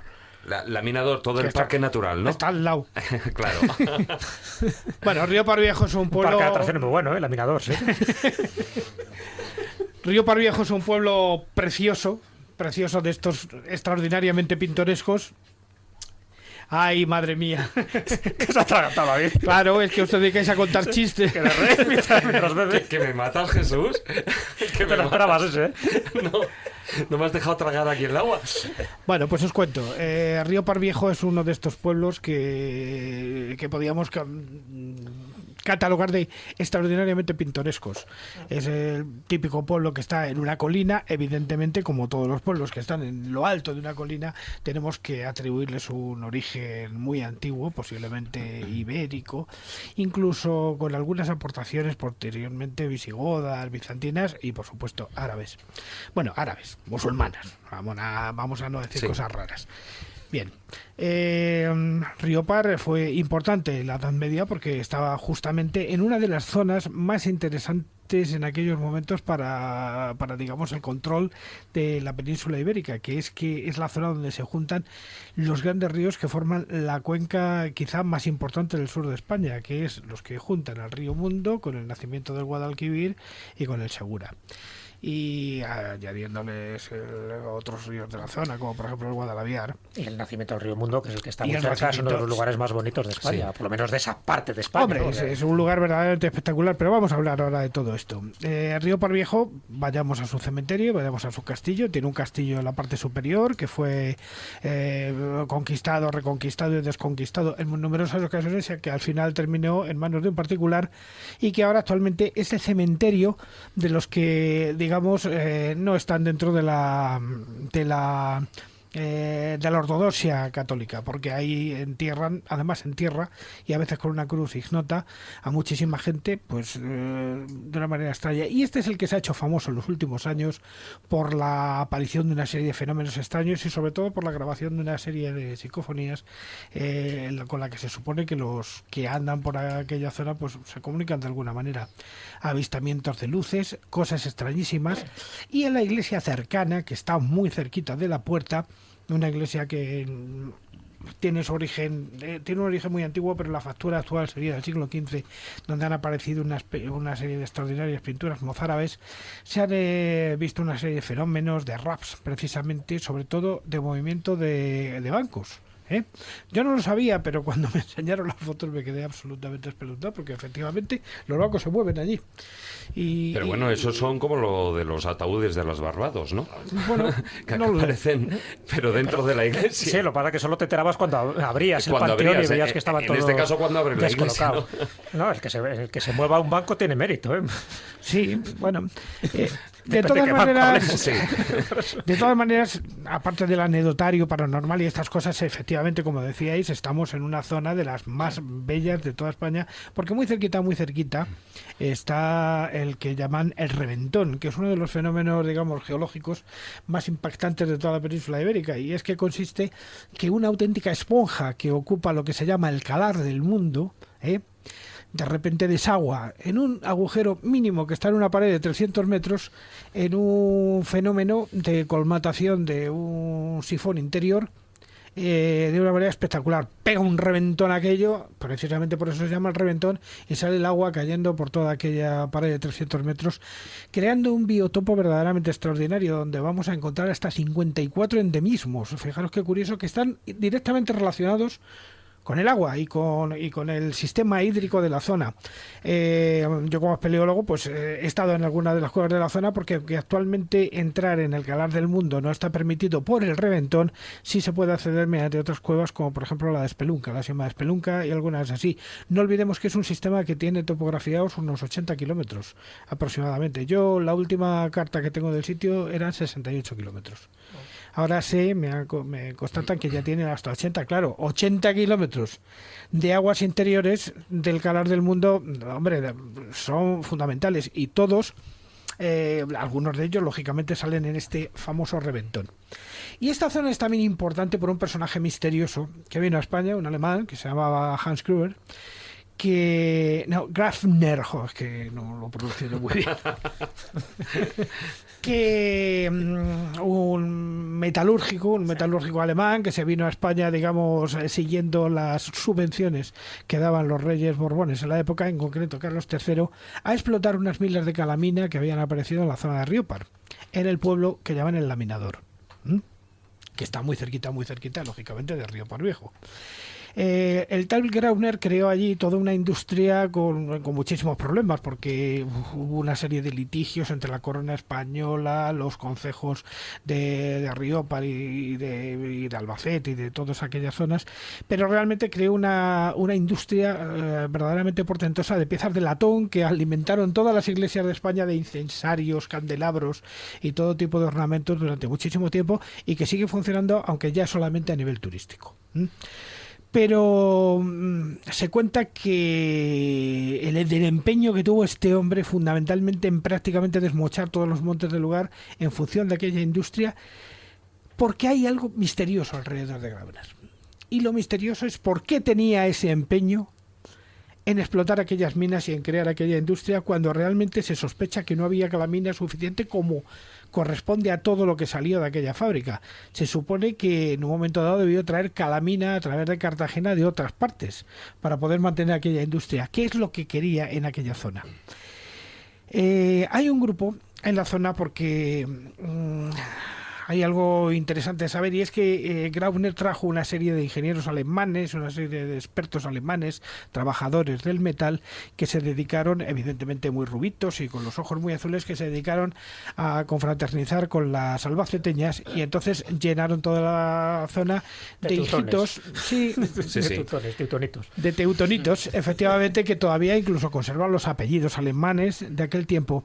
Y hay grupos de estos descendientes de aquellas gentes que han formado una especie de grupo neotemplario que anda por allí manteniendo teorías muy curiosas. Y la teoría de ellos es que Franes realmente buscaba algo que estaba escondido en aquella sierra y coincidió de alguna manera con el empeño que había puesto otro también, que había sido Jorge Juan. El marino. El marino, efectivamente, que se había dedicado también a desmochar los montes aquellos para alimentar, digamos, los astilleros de Cartagena y de San Fernando en Cádiz, mediante la bajada de troncos a través del río Guadalquivir o la llegada hasta Cartagena. Pero la teoría que mantienen estas gentes, que a mí me la comunicó Mario Morcillo, el difunto Mario Morcillo, me comunicó, es que esta gente pensaban que estos desmocharon todos aquellos montes porque estaban buscando un secreto que andaba escondido en aquellas montañas y que no sabía muy bien, pero que tenía mucho que ver con la huida de los cátaros desde el último sitio, desde Mirepoix y desde el castillo, ¿cómo se llama? Y desde Queribús, que fue el último bastión de los templarios, hacia Mallorca. Sí. Y aquí lo dejamos porque ya hemos hablado de ello en otro programa, pero... Solo nos falta Monsegur y por lo tanto estamos hablando del Grial, claro. No lo sabemos, pero... Hombre, dilo, ya lo he dicho. Pero es cierto que la iglesia de Orcera aparece como figura fundamental, y aunque está dedicado a la Magdalena, la figura de San Lorenzo con la copa. Bueno, pues fíjate, desde Riopiar Viejo te has ido buscando el tesoro, bueno, casi hasta cruzando el mar. Sí, pero es curioso, pero es que estamos en una zona llena de misterios de España muy poco claros. Y bueno, y en ese zurrón del caminante, ¿qué nos has traído?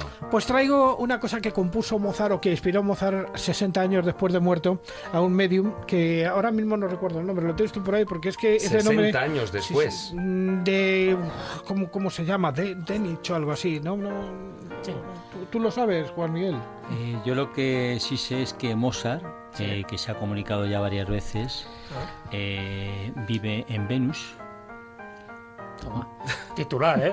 Mozart vive en Venus. Vive en Venus. Han transmitido además una serie de... si es gracioso, sí, David, sí. Sí, no, yo lo siento. Hay una serie de documentación yo que a través de diferentes... Bueno, algunos Venus en las carreteras. Hay un par Venus rojos. A través de diferentes informaciones, inclusive ha transmitido cómo es la casa, etcétera, donde vive, y sigue componiendo para, a través de la mediunidad, una de las facultades o capacidades que pueden tener los medios, le esté transmitiendo pues unas composiciones determinadas. Cuando hablamos de que vive en Venus, no están viviendo en Venus como estamos viviendo nosotros, naturalmente, sino de una forma fluídica, porque paralelamente al mundo físico existe una serie de planos tan distintos y tan variados, que cuando hablamos de esta serie de temas hay que dejarlos muy claro de que no estamos hablando de la vida física, estamos hablando de la vida espiritual, de la vida fluídica, de la vida etérica. De hecho, recuerdo que cuando Víctor Hugo tuvo esas sesiones mediúnicas en la isla de Jersey,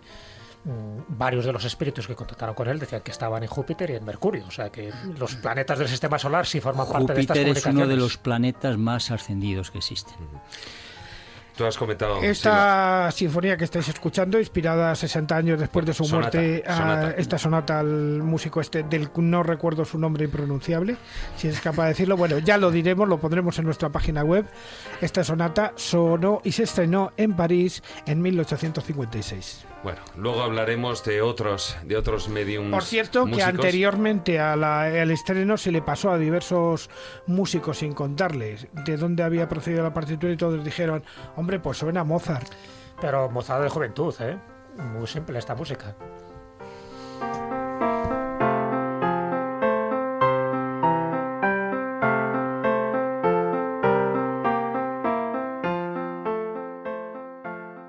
Si quieres viajar a lugares con historia y sumergirte en los grandes misterios de nuestro mundo, La Escóbula de la Brújula, en Radio 4G.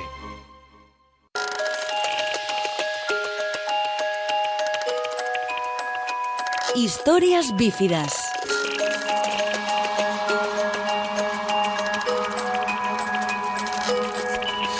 Bueno, Miguel, ya no hay marcha atrás, ya lo hemos anunciado, ya no te escapas, tenemos esas historias bífidas, la que hoy nos has preparado porque es, digamos, escrita exclusivamente para el tema de hoy. Efectivamente, ¿no? El reto de las historias bífidas es escribir algo que tenga que ver con el tema del programa, pero darle siempre un pequeño giro, ¿no? Final que nos sorprenda, que varíe un poco sobre ese tema, ¿no? Y sorprende. Es una sección que es el toque literario de la escóbula, y además hacer siempre ese relato específicamente para la escóbula y en función del tema tratado. O sea, que eso es tener una buena capacidad de imaginación y de escritura. Bueno, ¿se llama el relato? Pues ahora mismo creo que Rescate. Rescate. No me acuerdo, ¿no? No te eches atrás. Era Rescate. Además pedías mucho por ser Rescate. Sí.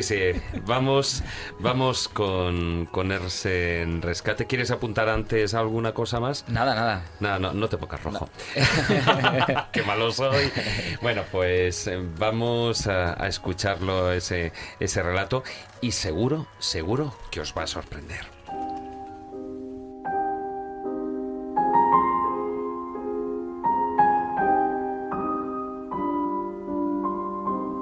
Andrés se aficionó a la Ouija pasados los 70 años. En casa se aburría mortalmente. Su mujer, que llevaba una década sentada ante el televisor consumiendo telebasura y 1000 hojas, jamás le dirigía la palabra. Se movía tan poco que a veces a Andrés le costaba saber si estaba viva. Así que un día decidió trazar un tablero de Ouija y sobre él puso el vaso de las medicinas. Para sorpresa de Andrés, no tardó en moverse y en construir mensajes coherentes, aunque faltos de credibilidad. Sus interlocutores pretendían ser Napoleón, Cleopatra o el mismísimo Satanás. Días después, entabló conversación con un nuevo espíritu. En aquella ocasión se trataba de una mujer normal. Había sido ama de casa y madre de 2 hijos, pero no recordaba nada más, ni siquiera su nombre. Se sentía perdida en el más allá. Era inteligente y siempre hacía reír a Andrés. Había en ella algo familiar, como si la hubiera conocido antes de que pasara a mejor vida. Compartieron unos meses deliciosos y su amistad se fue enriqueciendo poco a poco. Una noche de invierno, al calor de las confesiones mutuas, la fantasmita llamó a Andrés mi dulce Miloja, y éste comprendió todo de golpe. Miró a su mujer y ella le miró a él con una imperceptible sonrisa en la boca. El veloz vaso trazó un mensaje inequívoco. Ya lo recuerdo todo, tráeme de vuelta. Cuando bajó la basura, Andrés se llevó también la tele. Subió a casa, besó a su esposa, tomó al azar un libro y comenzó a leérselo. Ella, emocionada, le miraba como si acabara de volver de la muerte.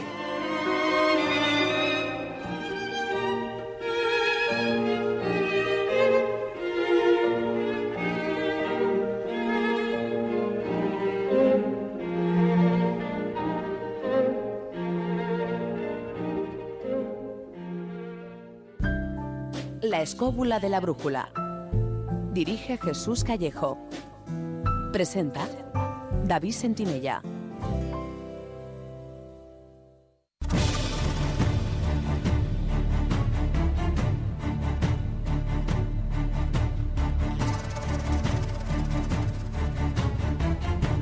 Comienza El Filandón.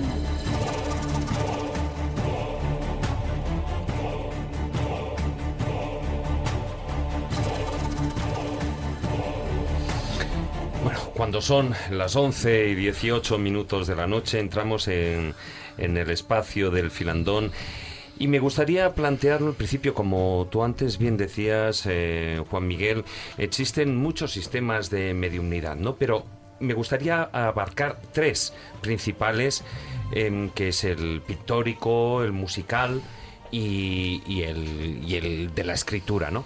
Pero básicamente, ¿cómo funciona esa mediumnidad? Es decir, ¿cómo hacen la creación, o bien sea artística, en el caso pictórico, musical o de escribir? ¿Cómo lo hacen? Es decir, ¿hay una incorporación, hay una posesión, hay un abrazo? ¿Cómo funciona el sistema? Bueno, primero tenemos que decir que todos nosotros somos mediums, en mayor o menor grado, en función de nuestra capacidad psíquica, con una sensibilidad determinada.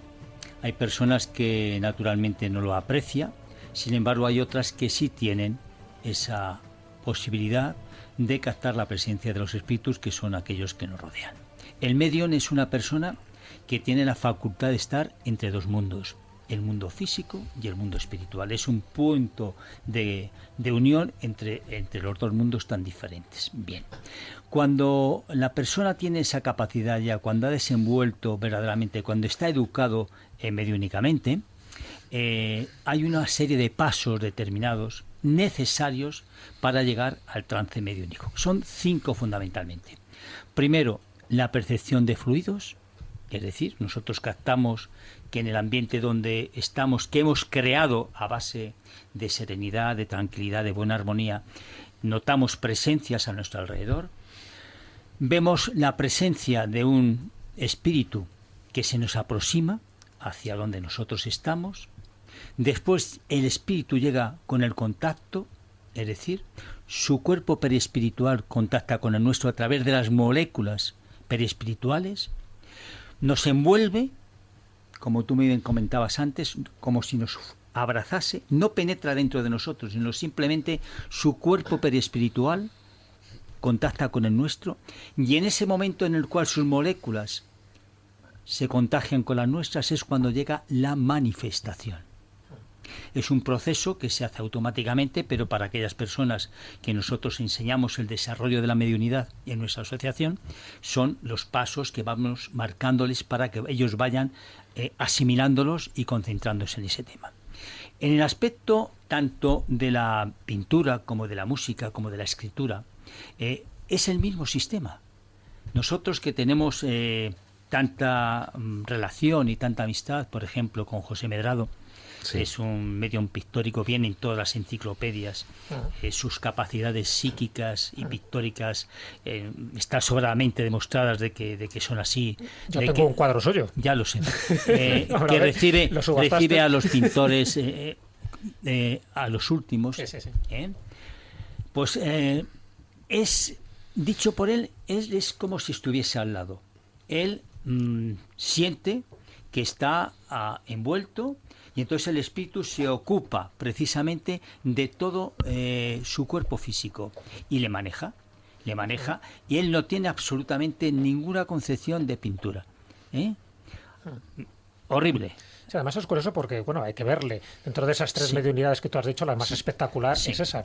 Se ponen unos guantes, claro, y no se mezclan luego. Tú fíjate, bueno, ellos cargan una sobre la pintura, sobre la primera capa que ellos ponen, y los espíritus transmiten una capa fluídica con el fin de que no se mezclen los colores. Él está al lado, está medio dormido, no siente absolutamente nada. De hecho, cuando termina, lo primero que hace es mirar los cuadros. No es consciente. No es consciente de esa situación. Yo recuerdo una vez, porque siempre que él ha venido aquí, nosotros nos conocemos desde el año 1992, y siempre que ha venido a España pues ha estado en contacto con nosotros, con mi esposa y conmigo. Somos íntimos amigos, somos familiares espirituales.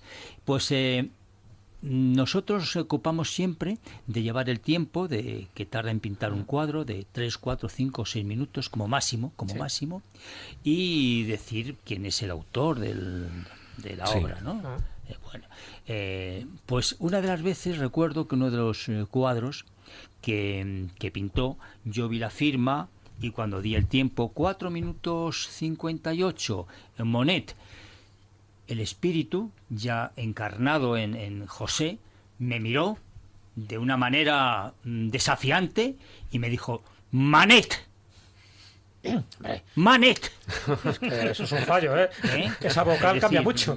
Es decir, que ellos siguen manteniendo su ritmo. Es más, te voy a contar una anécdota, y es que, por ejemplo, cuando él recibe a Picasso, Picasso no permite en los cuadros que realiza, no permite que se marque el nombre de Medrado.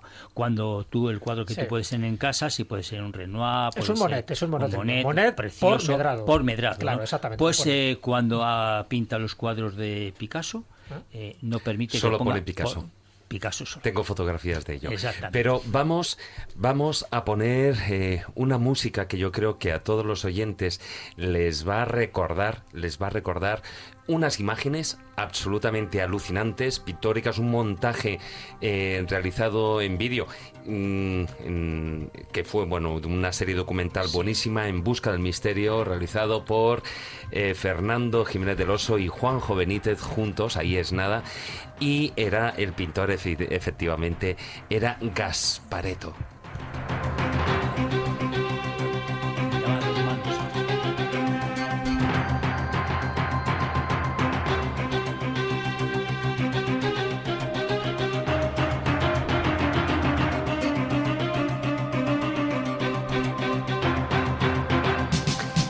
Lo que sí que es curioso es que en el vídeo se puede ver que el Gasparetto, el pintor, el psicopintor, pues iba aprovechando curiosamente los ritmos de la música, que esta música es la que él utilizaba para... Es Gianni con 2 Ns, digo, para quien la queráis buscar. El disco, por cierto, le tengo yo en casa, el original.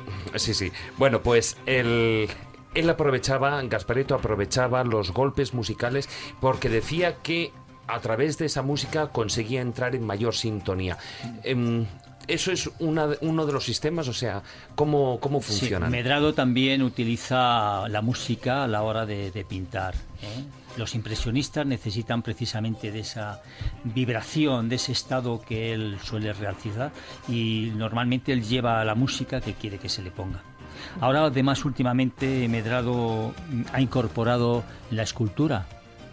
Desde hace aproximadamente como unos 16 o 18 meses hay una serie de escultores desencarnados brasileños que a través de Medrado se están manifestando. Claro, eso no será con la misma duración, o sea, en 3 minutos, 4 minutos. No durabas. No, hacer un busto le va a llevar mucho más. Es interesante un poco cuando ves las dos técnicas, ¿no? Yo conozco a Gasparetto por ese famoso documental que ha citado David. Yo he visto a Medrado como lo hace en vivo y en directo, y es verdad que son técnicas muy distintas, dentro de la misma técnica mediúnica, ¿no? Gasparetto lo hace con las manos, con los pies, se le nota que está en un trance incluso mucho más profundo porque hasta cierra los ojos. Medrado sí es dentro de ese trance, ¿no? Incluso más nervioso, ¿no? Como más violento. Utiliza las manos, utiliza esos guantes que te decía. Es que también va en función del espíritu que le envuelve. Claro. El espíritu, si es un espíritu tranquilo, por ejemplo, pues estábamos hablando de Picasso. Picasso todavía está muy vibrante, está... todavía no es consciente de que se ha desencarnado. Gauguin también estaba un poco alterado. Hay una serie de espíritus que están muy serenos, sí. y con el tiempo, curiosamente, que nosotros hemos ido viéndolo, cómo han ido cambiando los colores. Los colores, por ejemplo, que los colores fuertes, los colores azules, te da una sensación de alteración, etcétera, mientras que los verdes suavecitos, eso van profundizando más, ¿no?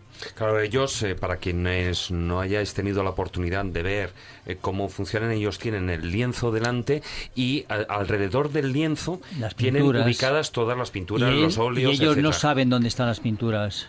Ellos van, es decir, el medium no sabe dónde está la pintura, porque el que maneja el tema de la pintura, el que se pone los guantes, el que mezcla los colores y pone rojo sobre blanco y el amarillo sobre el verde y que se mantienen en su sitio, los mismos pintores se llevan una sorpresa cuando han ido a verlo, porque dicen, ¿cómo es posible que yo para pintar un cuadro tengo que tardar varios días hasta que se me seque la primera capa y luego voy poniendo pintura encima, ¿no? Pues con Medrado o con los pintores pictóricos, pues resulta que eso no ocurre. Es decir, ellos ponen una capa fluídica por encima para que ellos puedan seguir poniendo. Y es más, te diré que, por ejemplo, que tú lo has visto cuando se ponen los guantes, etcétera, los guantes los tiene de colores distintos, se van poniendo y va pintando y no se mezclan en absoluto. Es decir, ahí vemos la influencia de los espíritus. Hay una anécdota que leí en su momento de Medrado, y es que dice que el primer espíritu que se manifiesta cuando él tenía 27 años es el de Renoir. Entonces, en aquel momento él estaba pues muy convencido, igual que es una parte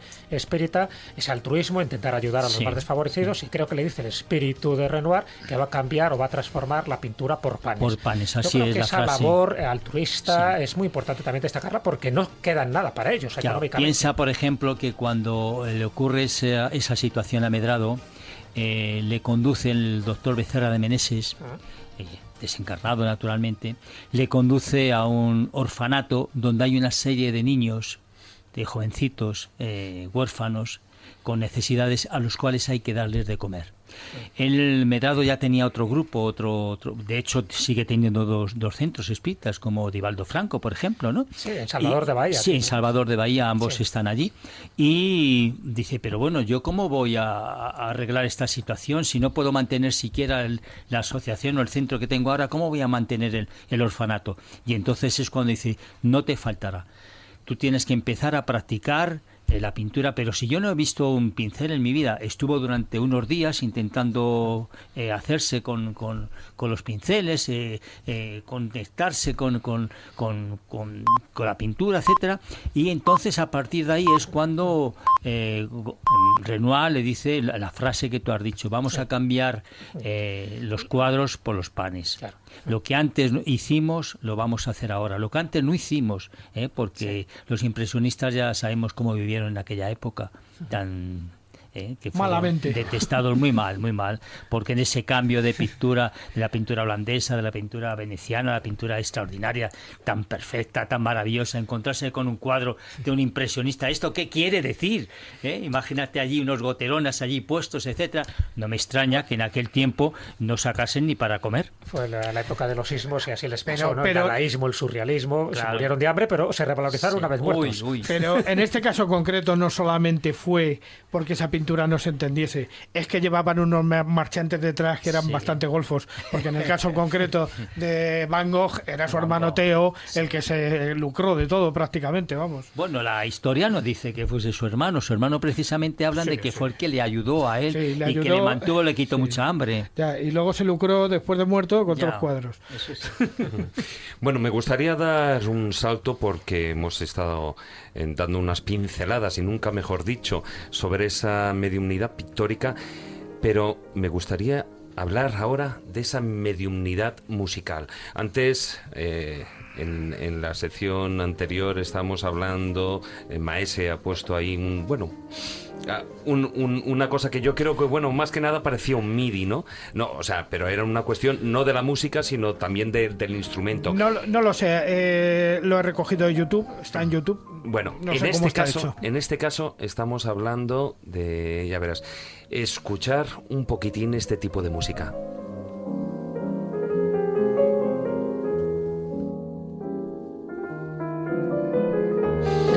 Ahí estaremos hablando de una medium, Rosemary Brown, que nació en 1916 y que ella afirma que desde la edad de los 7 años, cuando ella, empezó a tener ese contacto, esa mediumnidad, ¿no? Ella decía con los músicos muertos, ¿no? Ella incluso afirmaba que un hombre mayor de pelo blanco y con una sotana negra, ¿no? Pues era el que aparecía y le decía, cómo tenía que interpretar las cosas. En ese caso ella no lo supo hasta muchos años después, de que un día, viendo fotografías de libros y estudiando, ¿no? Pues de repente en el colegio vio una fotografía de Franz Liszt y dijo, este era el hombre que yo había visto. Bueno, ella trabajó durante tiempo, ¿no?, con el tema. Ahí estamos escuchando, creo que han sido al final más de 600 partituras completas, en las que ella ha ido incorporando a través de diferentes compositores. Ahora, por ejemplo, estamos escuchando un nocturno digamos, de Chopin, digamos, inspirado desde el otro lado. Inspirado, es que es clavado, dictado por Chopin. Esto es un Chopin, ¿ves? Esto es Chopin. Esto sí, ¿no? Vamos a ir, mientras vamos hablando del tema... Uno de los logros de Rosemary Mary. Pero ella también, o sea, es Chopin, Beethoven, Brahms, Schumann, Schubert, Beethoven. Sabes que Beethoven compone la novena sinfonía, la maldición de la novena sinfonía. Un día tenemos que comentar cómo muchos compositores se atragantaron la novena y a partir de ahí morían. Bueno, y algunos se la quiso saltar, como Mahler. Claro, hizo una trampa, pero le dio igual, claro, murió igual. Puso la sinfonía de los 1000 y cuando empezó la 10ª diciendo, ya he ganado el destino, ¡pum!, la palmó. Pues Rosemary Brown, dentro de sus méritos mediúnicos y musicales desde el más allá, era canalizar a Beethoven y componer la 10ª y la 11ª sinfonía. O sea, y ya estamos hablando de sinfonía, no estamos hablando de una sonata para piano, que bueno, dentro de lo que es la técnica es mucho más sencillo que toda una sinfonía. Eso es un mérito tremendo, ¿no?, lo de esta mujer. Pero es que no solo canalizaba música, Rosemary Brown también canalizaba poemas, poesías, cuadros, o sea, que hacía un poco de todo. Es verdad que es más conocido por su técnica, que por cierto, solo creo que llevaba 2 años de piano, o sea, que tampoco era una consumada pianista, y sin embargo lo llegó a ser gracias pues a la técnica depurada, supuestamente aprendida por sus guías, por sus maestros desde el más allá. Pero ya digo que ella también canalizó, entre otros, a Shakespeare, que por cierto Shakespeare tiene lo suyo, ¿no? Luego si comentamos un poco la mediunidad literaria, como incluso desde el más allá se ha desvelado uno de los grandes misterios de Shakespeare, que es quién escribió realmente sus obras. Es una de las preguntas que se le hizo, no tanto a ella, sino a otra medium, que luego lo comentaremos. Pero me refiero que Brown era muy polifacética, y aunque es más conocida por las composiciones de, pues eso, de Brahms, de Beethoven, sobre todo del romanticismo. Yo creo que no canalizó Schumann y ninguna. Schubert tiene, bueno... Del barroco no, porque es más complejo también, ¿no? Y la verdad que las cosas que ella hizo, sí es verdad que fueron analizadas por expertos, y los expertos sí llegaron a la conclusión de que efectivamente esta mujer o conocía, mucha técnica, o realmente hay que rendirse a la evidencia de que, siendo una pequeña analfabeta musicalmente hablando, sí que fue capaz de componer en el estilo de estos compositores que canalizaban. Esto me viene dado porque muchas de las obras mediúnicas, por ejemplo, de Chico Xavier, el cual todos conocemos, que ha escrito cerca de 500 obras distintas, una persona que había sido simplemente un empleado, un funcionario, que llegue a realizar esa cantidad de variaciones de obras tan importantes. Si hay detrás de esa actividad no hay una selección de espíritus que son los que le intuyen, los que le orientan, es imposible que la mente de una persona pueda exponer tanto tema tan distinto, tan diverso y tan perfectamente relacionado. Y además que ha sido investigado por periodistas e investigadores. A mí lo que me sorprende, es verdad, de estas canalizaciones es luego la opinión de los expertos, porque evidentemente dentro de los espíritas dices, bueno, vale, lógicamente se hace ahí como una especie de camarilla, de decir, bueno, vas a defender todo esto. Lo que interesa es opiniones ajenas también. Decir, a ver, estamos hablando de una composición, en este caso de Chopin. Hay expertos en Chopin. Bueno, Chopin, las estamos escuchando en cadena. Esta creo que ya es de Beethoven. Ya hemos pasado a Beethoven. Sí, porque he puesto Chopin, Beethoven, después escucharemos también una rapsodia de Liszt. Algunos músicos, como el compositor Richard Bennett, por ejemplo, o Hezifat Menuhin, que es la hermana del famoso violinista Yehudi Menuhin, que se declararan sorprendidos por este tipo de sonatas, de partituras, hombre, a mí eso sí que me infunde respeto, porque dices, bueno, estamos hablando de gente neutral, y me refiero en este caso a la música. Con la literatura pasa lo mismo. Luego comentaremos, si quieres, lo de Víctor Hugo, que por cierto, gracias a ti tengo 3 obras inspiradas desde más allá de Víctor Hugo. Que haya una similitud de estilo, a mí eso desde luego me hace pensar. Yo quiero hacerte una connotación, Jesús. Los artistas, escritores, músicos, etcétera, cuando después de que ha pasado un tiempo de escribir una obra o de una composición, verificarla, siempre se llevan una sorpresa importante. La sorpresa de que a veces no reconocen aquello que está escrito.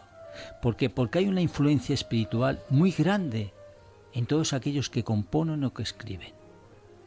Yo te lo digo a nivel personal, porque yo escribo conferencias, yo escribo artículos y colaboro con varias revistas, Que etcétera. también colaboras aquí con un programa de Radio 4G FM, Sí. ¿no? Con Dale la Vuelta con nuestra compañera Gemma Méndez. Efectivamente, los miércoles a la 1 de la tarde. Ay, que quede constancia. Hay que hacer Bueno, publicidad pues de los cuando, programas de la cadena. yo reviso algunos de los artículos que se publican al cabo de 2, porque me dice, oye, mándame unos artículos para los próximos meses, y yo los mando después de escribirlos y tal, y cuando recibo la revista y lo leo, pues yo muchas veces me quedo sorprendido de lo que he escrito. Digo, pues si es que hay cosas que no son mías, ¿entiendes? Quizá la idea sea mía, pero mucho del contenido no es mío. Esto les pasa mucho a los... Eso que estás diciendo ahora, Juan Miguel, es una cosa que algún día deberíamos investigar, sobre todo en el tema la parapsicología debería estudiar un poquito cuánto hay de todo esto, porque habría varias teorías enlazadas. Y con esto quiero generar una conversación polémica. Tú, por ejemplo, o tú que habéis escrito libros, tú que escribes artículos, yo que escribo cosas, hay momentos que tú estás escribiendo y dices, pero bueno, ¿yo cómo estoy escribiendo esto? Claro. ¿Yo cómo estoy escribiendo esto? O yo, por ejemplo, en mi faceta de músico... Las musas. Las musas, efectivamente, pero son las musas, que es un fenómeno que viene ya de muy antiguo, que te están inspirando. Es una excursión que tú haces por el tan controvertido campo acásico, o realmente existe, como defendería la teoría animista, incluso mantenida por los indios angloquinos, de que realmente son esos maestros espirituales, que son los antepasados, ellos lo dicen así, los que en ese momento te están llevando por ese sendero para que tú descubras algo que tú no podrías descubrir por tus propios medios. Juan Ignacio, y también porque ellos necesitan manifestarse así. Ellos tienen esa necesidad también de escribir.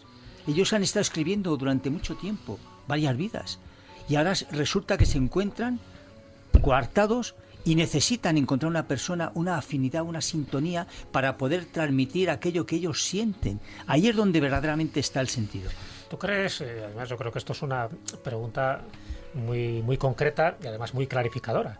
Que eso que se llama musas, esos sueños lúcidos que sirven para que muchos artistas se inspiren justo cuando se despiertan, dice, ya tengo la idea y a partir de ahí se ponen a escribir. Stevenson, por ejemplo, lo atribuía a muchas de sus producciones literarias, o bien a los sueños, incluso una vez lo atribuyó a los Browning, que son unos duendes escoceses. Es decir, muchas de esas musas que llamamos musas podían deberse a este tipo de espíritus que de alguna forma te están inspirando para que encuentres la idea, la solución o el remate final a una composición literaria. Rotundamente sí. Porque además existe algo muy importante, la mediunidad mediante el sueño. Sí. Cuando nosotros, ya sabes que tenemos los sueños fisiológicos y los sueños psicológicos, pues cuando tenemos los sueños psicológicos, cuando nosotros nos desplazamos al mundo espiritual o a otro plano, como lo queramos llamar de alguna forma, nosotros tenemos acceso a otra serie de conocimientos y de contactos que cuando regresamos a veces quedan grabados en nosotros. Y eso es lo que después nosotros podemos volcar ya en la vida física, porque ha quedado ahí grabado. Eso es lo que también algunos denominan los archivos acásicos. Exacto. Y también voy a consultar con la almohada a ver qué pasa. A ver, Miguel, que lo tenemos aquí muy callado. No, estoy recordando, ahora me está viniendo a la cabeza, por ejemplo, el caso de Homero, ¿no? Que empieza sus dos grandes obras, ¿no? La Ilíada y la Odisea, haciendo una referencia a las musas, ¿no? La Ilíada empieza diciendo, canta, oh musa, la gloria del peli de Aquiles, ¿no? La atribuye directamente a las musas, pero es que me viene a la cabeza también cómo en la Odisea hay probablemente una de las primeras referencias literarias a la mediunidad, ¿no? Al contacto con los espíritus. Es cuando a Odiseo, a Ulises le recomiendan excavar en la puerta del Hades un pequeño orificio en la tierra, ¿no? Un hueco donde tiene que hacer unas libaciones, entre ellas de sangre de reses sacrificadas, y porque tiene que hablar con Tiresias, que es un adivino que ha fallecido, para que le diga cómo volver a Ítaca, ¿no? Y es cuando él de repente descubre pues por ejemplo que su querido amigo Agamenón o que su madre han fallecido en esos 20 años que ha tardado o que está tardando en volver a Ítaca, ¿no? Porque cuando están saliendo los muertos del Hades aparece su madre, ¿no? Aparece Agamenón y habla con ellos. Y en definitiva los viajes como el de Eneas, los viajes como de Virgilio, o sea, el Dante, o sea, va siempre con un espíritu, Sí, te va sí. abriendo el camino y te va enseñando las cosas. Bueno, esto me sirve porque ya dejamos a un lado lo que es esa mediunidad musical, aunque sigamos de fondo escuchando esas obras escritas a mano a mano, Rosemary Brown con algún Liszt, Beethoven, Chopin o en este caso que estamos escuchando creo que Rachmaninoff, para adentrarnos ya directamente en esa mediunidad literaria. Yo creo que si hay que me cargo el micro, si hay alguien ahí que podíamos ensalzar, aparte evidentemente de Amalia Domingo Soler, es también por ejemplo Víctor Hugo o incluso José Zorrilla. Así es. Sí, yo os O Valle comento- Inclán. O Valle Inclán. Claro, dentro de lo que están considerados espíritas, porque es verdad que todo el mundo ha tenido coqueteos con ese mundo espiritista, pero no se han declarado como tal, ¿no? Pero sí, dos personas que se declararon espíritas y además ejercieron como tal y lo difundieron, y gracias a ellos, gracias a su fama, pues consiguieron bastantes adeptos, son dos grandes escritores, uno francés y el otro británico. Por una parte estamos hablando de Víctor Hugo y por otra parte estamos hablando de Arthur Conan Doyle.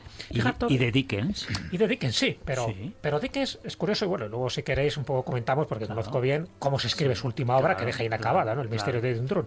Pero me refería un poco a Conan Doyle, digo, son un poco como introducción. Que él Conan estuvo en Doyle. España en un congreso. Estuvo en un congreso, efectivamente. En Barcelona. Y el caso de Víctor Hugo, porque los dos empiezan de la misma manera. Los dos pierden a un hijo, Sí. a una edad. Como Alfred Russel Wallace, igual. También, claro, efectivamente, porque Efectivamente. es que es la forma un poco de, a veces tú lo conoces bien, de ponerse en contacto. ¿Por qué? Porque quieres necesidad. hablar exactamente con aquellas Todos personas tenemos que han necesidades. desaparecido. Y como no te resignas a que la muerte sea el final, y luego está esa doctrina espírita, como tú decías al principio, que es consoladora, Claro. pues muchos empiezan por ahí. Sí. Es verdad que tienen más resonancia Mira, mediática estas personas que Tú son fíjate, conocidas. Jesús, que despertamos por dos cosas distintas. Por el dolor o por el fenómeno. Son las dos cosas que te llevan a buscar.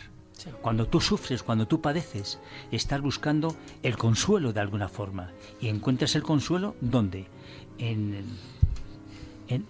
la doctrina, encuentras el consuelo en pensar que te vas a encontrar más adelante, encuentras el consuelo en considerar que la situación que estás viviendo es una prueba que tienes que superar. Eso por un lado. Y luego el fenómeno. Cuando la gente ve en su casa una entidad que está sentada ahí en una silla, o cuando sueña, o cuando esta serie de cosas, entonces eso le despierta para buscar.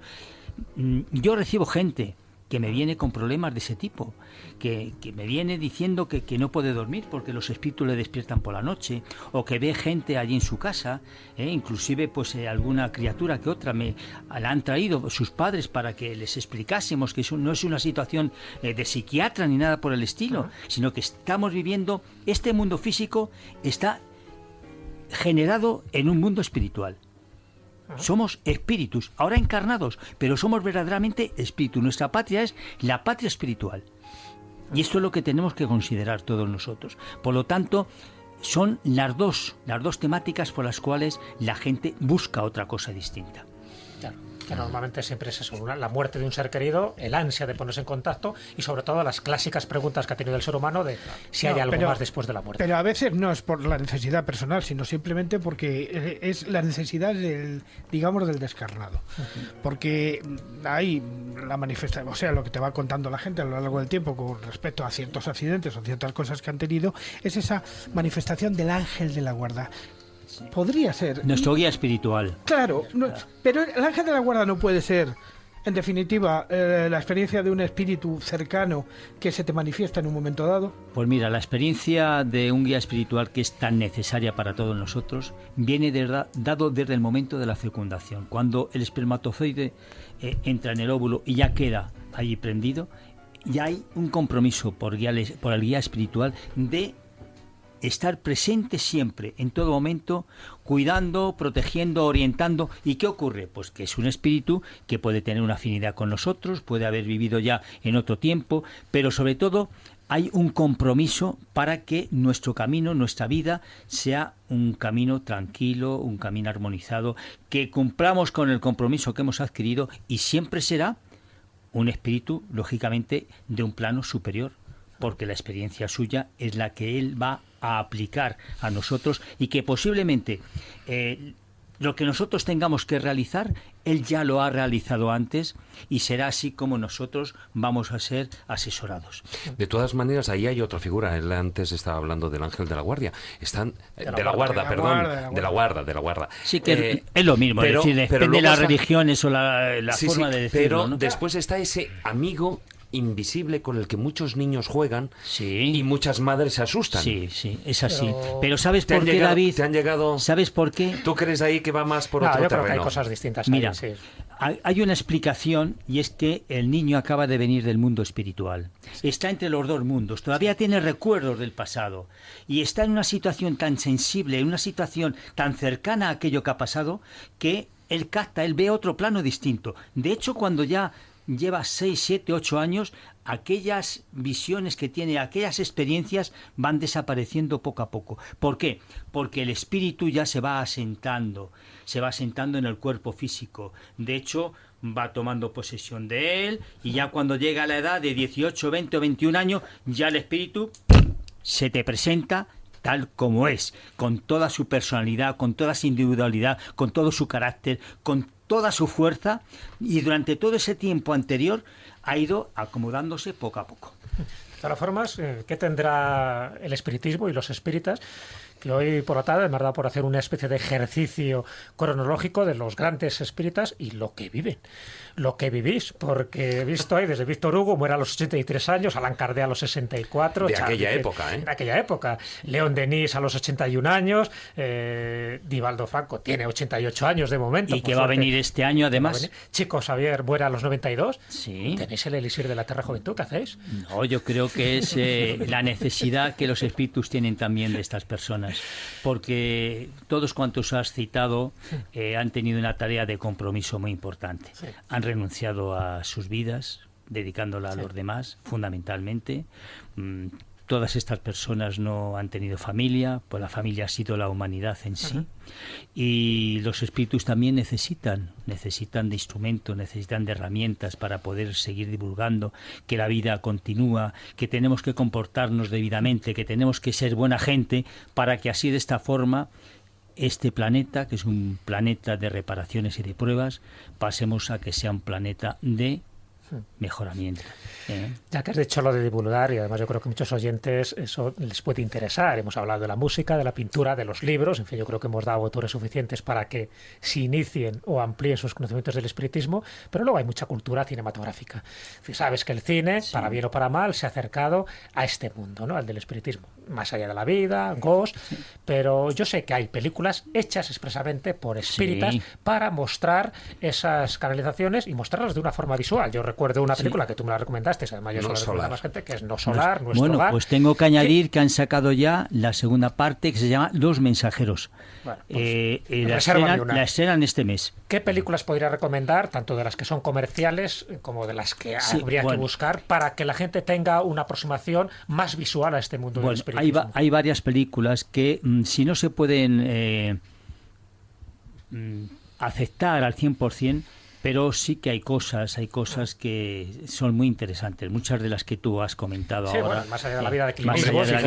Fíjate, si me permites, Juan Miguel, yo sí que diría que no recuerdo, que tú la recordarás mejor. El mundo de los sueños es una película extraordinaria. Y es curioso... ¿Es más allá de los sueños o el mundo de los sueños? Más allá de los sueños. Más allá de los sueños, bueno. Más allá de los sueños. De Robin Williams. Sí. Más allá de los sueños. Es porque tiene una serie de explicaciones muy interesantes. Por ejemplo, cuando los hijos están en el mundo espiritual y él regresa allí, que no les reconoce porque habían heredado de alguna forma la personalidad que tenía anteriormente. Pero es curioso que este actor que se ha suicidado, después de cómo es la película del mundo de los sueños, que haya terminado de esta situación, porque se ha de encontrar en la situación en la cual se encontraba su esposa. Ya, exactamente.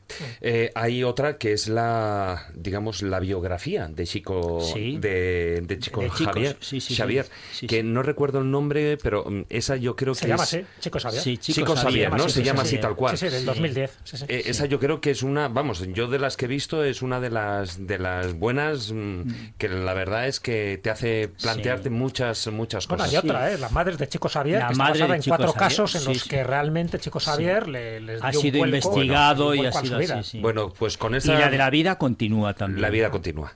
Con esas recomendaciones dejamos, porque el tiempo no se nos detiene cuando hacemos el programa.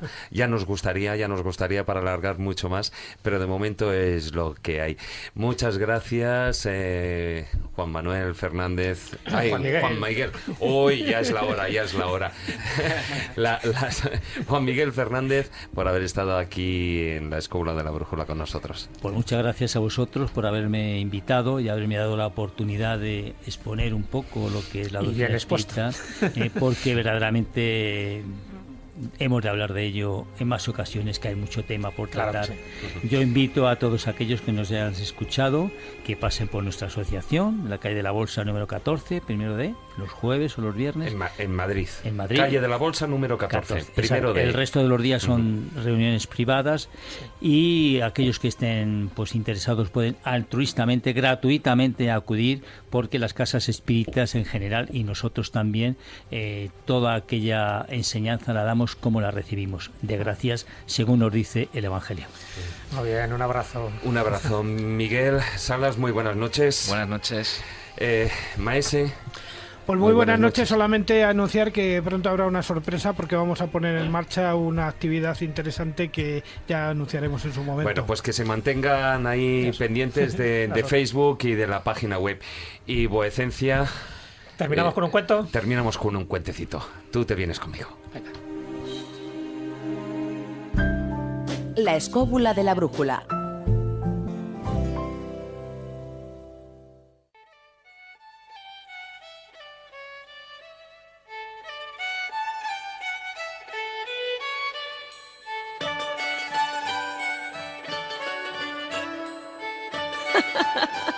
Los cuentos de Callejo. Bueno, Jesús, te doy tiempo. Bueno, tenemos el tiempo justo para contar 3 cosas. Y tanto. Yo creo que además es un cuento que está muy en consonancia con lo que hemos comentado y con lo que Juan Miguel Fernández nos ha dicho. Voy rápidamente a contaros este cuento de la tradición oriental, donde yo creo que mucha gente se va a sentir identificada.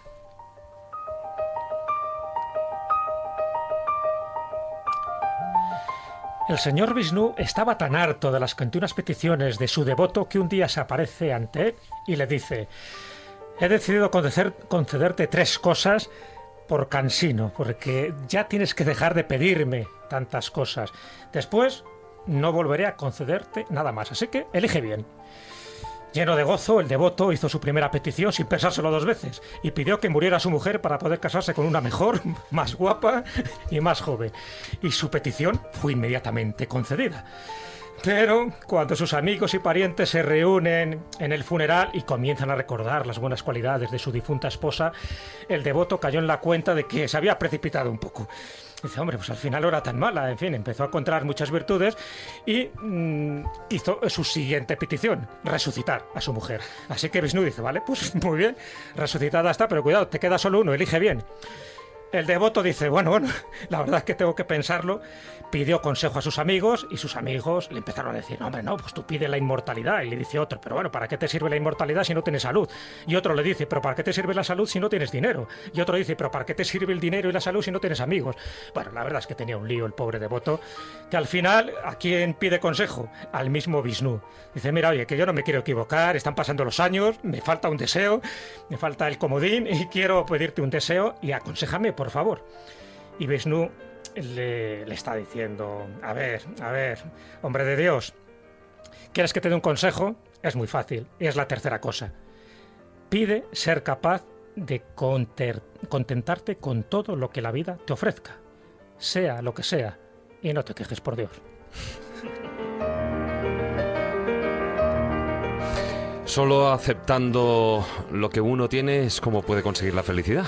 Yo creo que lo que decía, está claro, lo que decía Joaquín Sabina, ¿no?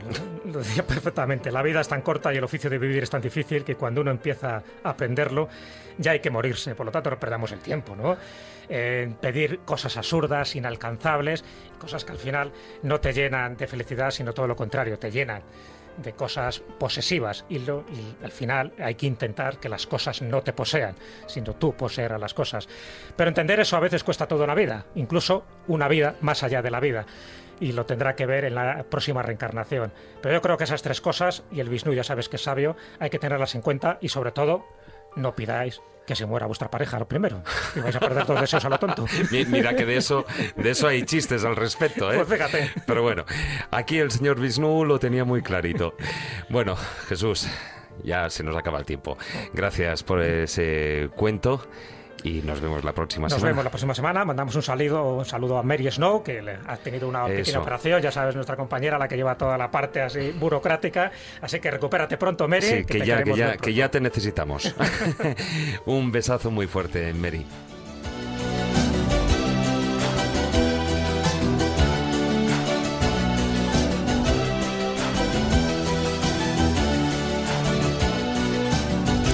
Y despedimos el programa con otro gran tema de ese Yani, del que, bueno, se hacía gala en esa serie documental En busca del misterio de Fernando Jiménez del Oso y de Juanjo Benítez. Nosotros aquí, queridos amigos escobuleros, os damos las gracias por acompañarnos una semana más durante estas 2 horas de programa. Os recordamos, como siempre, nuestra página web, laescobula.com, y nuestra presencia en las redes sociales. En Facebook, la página oficial La Escóbula de la Brújula, y en Twitter, nuestro perfil es @escobuleros. Buenas noches, amigos. Tratad de ser felices e ilustraos. Hasta la próxima semana, amigos.